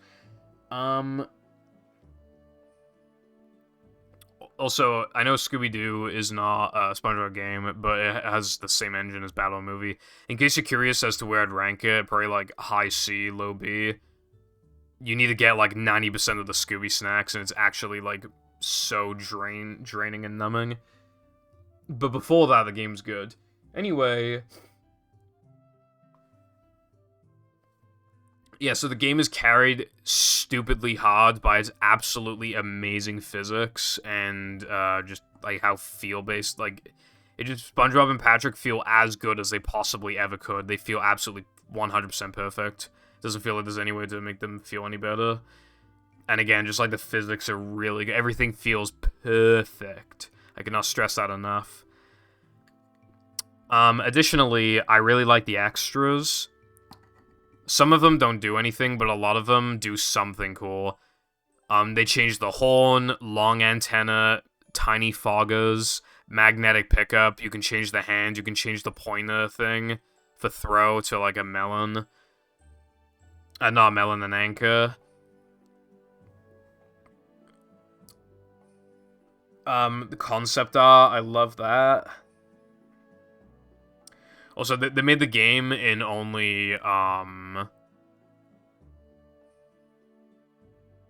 Wait, did I lie earlier when I was talking about Battle? Wait, how many... Oh, no. Okay, Battle was made in 10 months, but it's pretty much 9, and movie was made in, like, 8 months. So 8 months is really impressive. So, after Battle, the team got split in half. Half of the team worked on movie, and half the team worked on Incredibles. And they had to make the game as the movie was, like, being made. So they had very little to go off of. They were just told, like, make desert level. Like, in Battle, they know that they gotta make JF, they know they gotta make Downtown, and there's a lot of references that they can use, and, like, what characters would be in those levels and stuff like that. In movie, it's just, like, make desert level, Lamau, you know? So considering the team is small, and they made it in 8 months, and they had to make it alongside a working project, like, the game is impressive, its quality is impressive relative to that. And there's a little bit of good humor in the game. The music is really good as well. BBBH, awesome. Neptune Phase 1 and 2, and obviously I'm a Goofy Goober, excellent. Now the Men in SCDA, pretty atmospheric, I quite like it. I like the sandwich. It shouldn't be playing in every single driving level and 3K, but I do like the driving music, and I like the sliding music's pretty awesome too.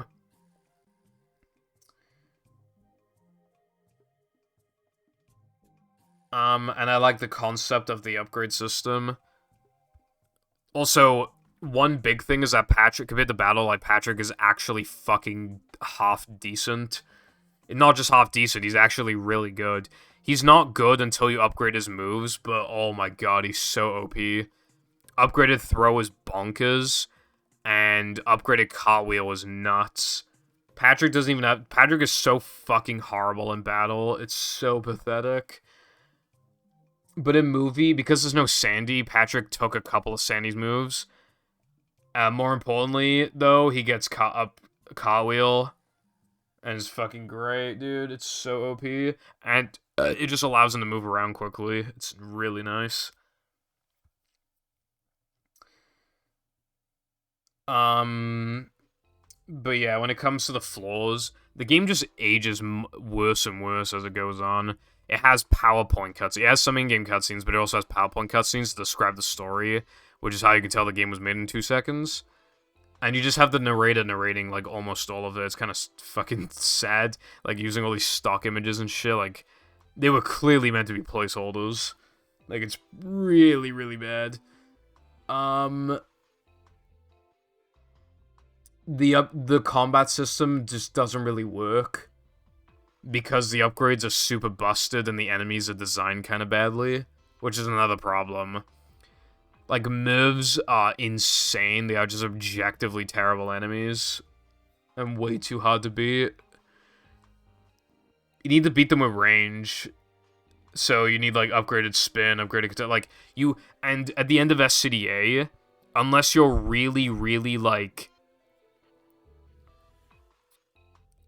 you can cartwheel the moves at the end of SCDA, but the timing's quite hard. Most casuals would not even think to do that, let alone be good enough to do it. So, if you're 99% of players, you pretty much have to upgrade Slam and Throw at the end of SCDA. And for Plank, you pretty much have to upgrade Spin, and you're pretty close to having to upgrade Guitar as well. Especially because, like, a lot of the moves do double damage to the bosses, like, you pretty much have to. Like, and I just don't think it's good to, like, have the design to be, like, where you pretty much have to, like, upgrade stuff, you know. And you can't upgrade the Paddy Wagon's speed or health or anything. And SpongeBob and Patrick don't share health anymore. So it just burns through a lot of upgrade points. Now, you get upgrade points relatively easily, granted, but still. After you get a certain amount of, like, upgrade points, earlier levels will stop giving you manlies. Well, they'll give you manlies.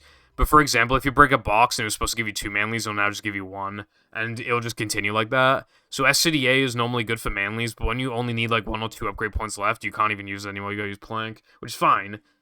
But the best grind spot in the game is right at the end of Plank. The game also has, like, bad warp points. There are many times where it's just, like, you either gotta suffer with a lot of movement going around the long way, or you gotta redo a challenge like a floating block or a SpongeBob that you've already done. The game also has horrendous backtracking. I mean, that's the biggest problem with the game. The backtracking is unavoidable and is plentiful. You will have a minimum of 4 tokens going into 3K, and you need 5. So your only options are a sandwich driving token, which you literally just did. You literally just did it. Or Depression Combat, which is slow and not even good. It's just enemy spam. Because for some fucking reason, you can't do Creek early. I don't know why, but you just cannot do it.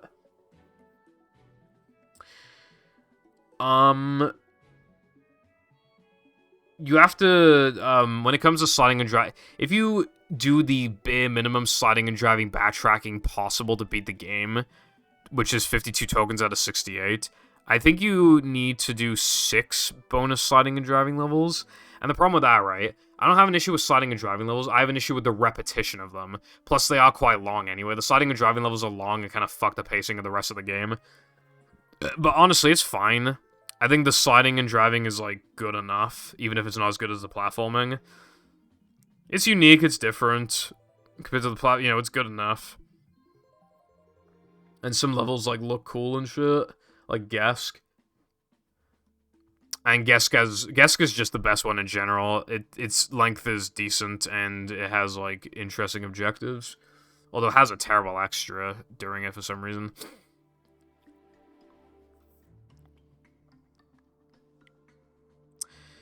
I forgot what I was saying. But yeah, I mean, I guess, oh yeah, the token requirements. The BBBH one is fine. 20 tokens for Now That Man is pretty bad. You have to get, like, 2 backtracking tokens for that. Oh yeah, well, I remember what I was talking about now. The sliding and like, my issue isn't the sliding and driving tokens, it's the repeated sliding and driving tokens when there's no different content. Sandwich driving time is identical to sandwich driving, except with a timer, and it's easy. Same with Macho.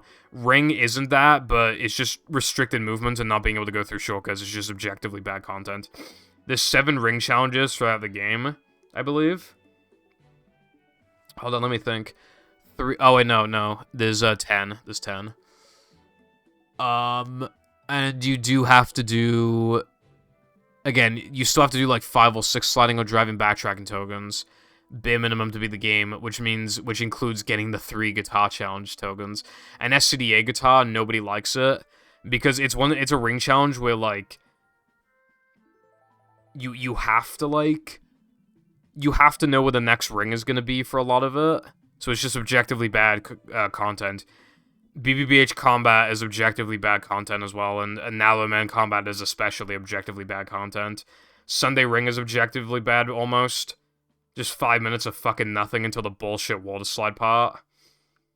Weenie is bullshit because for some reason the timers on the rings are really unfair, specifically for that level. So if you miss one ring, you have no time to reverse, you just instantly lose. Rock slide ring is like 5 to 6 minutes long. It is really, really, really bad. I don't know, like, dude, what they should have done, they should have had it so that if you beat the Macho Time Challenge during the regular Time Challenge, you get 2 tokens. That would have fixed a lot of the problems.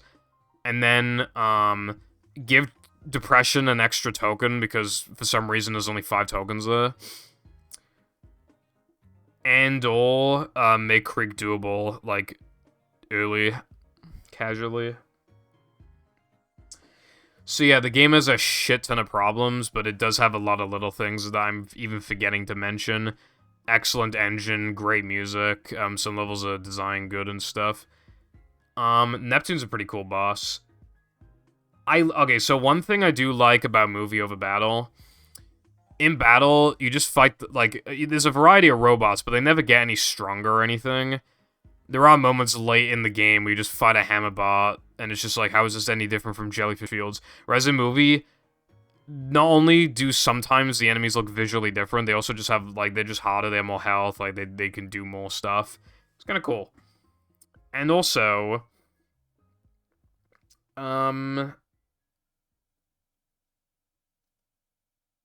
lose the thought now. Oh yeah. One annoying thing about this game is that it could have been so much more. They were going to make a Goofy Goober platforming level. They were going to make, like, a Shell City sliding level, I think. They were going to make, like, a Junkyard sliding level. I mean, a Shell City, like, platforming level. The game could have been so much more, but for, you know, again, like, a small team, 8 months, working alongside the actual movie, the game is surprisingly good. But the game has flaws and flaws and flaws. And also, the PS2 version has, like, the world's longest loads, and the GameCube version is terrible. Half the levels play in 30 FPS, the game can infinite load. Oh yeah, there's also a thing called Fake Ring, which is specifically only in Guess Ring. You can just face through a ring in the ring challenge. Like, of course you can, dude. Also, another thing that the dev should have done, you should have been able to play Macho without having to play Ring. That's another thing. And you should be able to see where the next ring is going as well. If they absolutely had to include ring, yeah, I would go as far as to say ring challenges can never be good content. In the way the movie did it, there's no way to spin it without changing it drastically for it to be good. But yeah, carried really hard by excellent music and excellent engine. And cool extras and stuff. Also, they reuse like 5 quintillion assets from Battle, but to be fair, that's pretty understandable.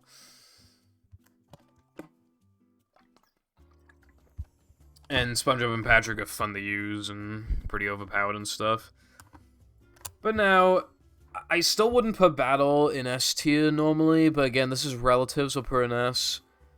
Because, I wouldn't put it in S normally, because the crab spatulas are terrible.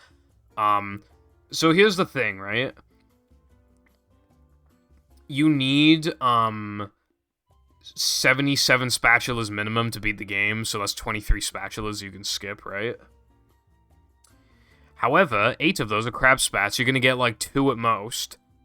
So you don't actually get to skip 23 spatulas, you only get to skip, like, 17, and then you're gonna get, like, at most, like, 4 Patrick spatulas, so now it's like 13. No one likes Kelp Forest, it's a terrible level, so you're only gonna get, like, the first spatula of Kelp, and that's it, so now that's another 7 you can't get. And then there's also Ballroom, which is fucking shit. Spinning Towers of Power, which, if you don't know how it works, is fucking shit. And then RoboPet and RoboSandy are absolute slogs. The Dutchman boss fight is an absolute fucking slog as well. And the game has a massive shiny problem. And the theater should have been a 100% completion thing. Oh, I forgot to mention something about movie. Depending on what costume you have or whatever, which movie does have costumes, by the way, I forgot to mention that, but even depending on what level you're in, the walk cycles of the characters will be different, and I actually really like that.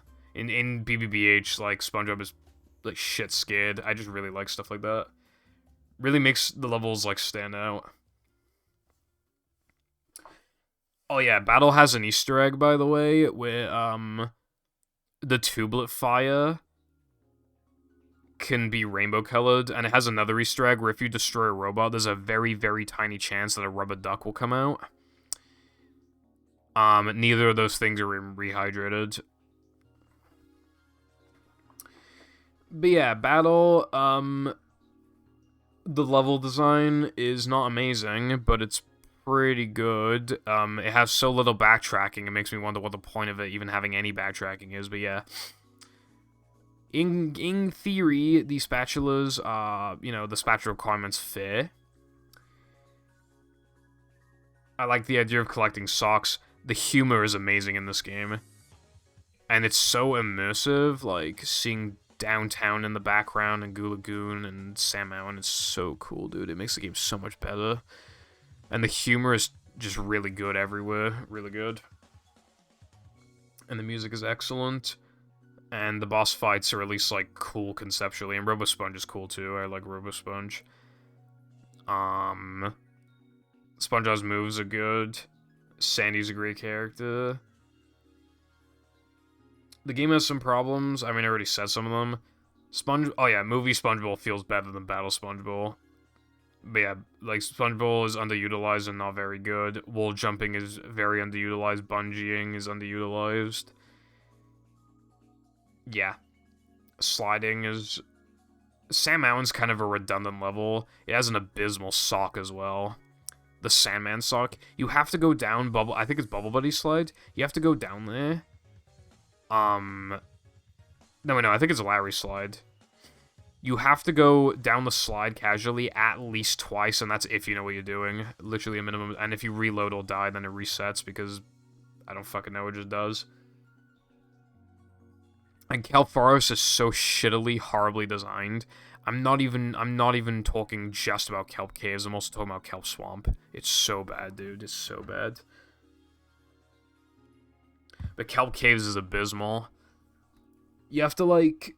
And to get through caves, you have to practically complete crystals as well. And then if you don't do that, either of those two things, then you can't do Kelp Slide. Like, bruh. Like...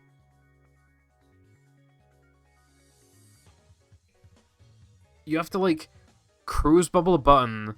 Watch a tiny cutscene, cruise bubble a button, go back, walk back to the bus stop, switch to Patrick, like, throw a tiki, watch a small cutscene, walk all the way back again, except it's even further now, switch to SpongeBob, walk all the way back again, step on a pressure play, watch another cutscene, cruise bubble it, watch another cutscene, walk back even further, switch to Patrick. That's, like, the entire thing. It's, like, the worst designed thing in the game, and Ballroom is super precise and unfair. The Dutchman fires a slog and a half. There's probably things I'm forgetting, but, like, everybody watching this already knows how good the game is. But that's all those reasons and more that I'm forgetting are why relative I wouldn't rank this game in acid per an A, but... Honestly, probably all of the games in A would probably be put in B if we were doing relative, but yeah. Also, the PS2 and GameCube version of the battle aren't that good, but they're better than the movies versions. The loads are quite a bit faster, and they don't have, like, infinite loading issues and 30 FPS issues and shit.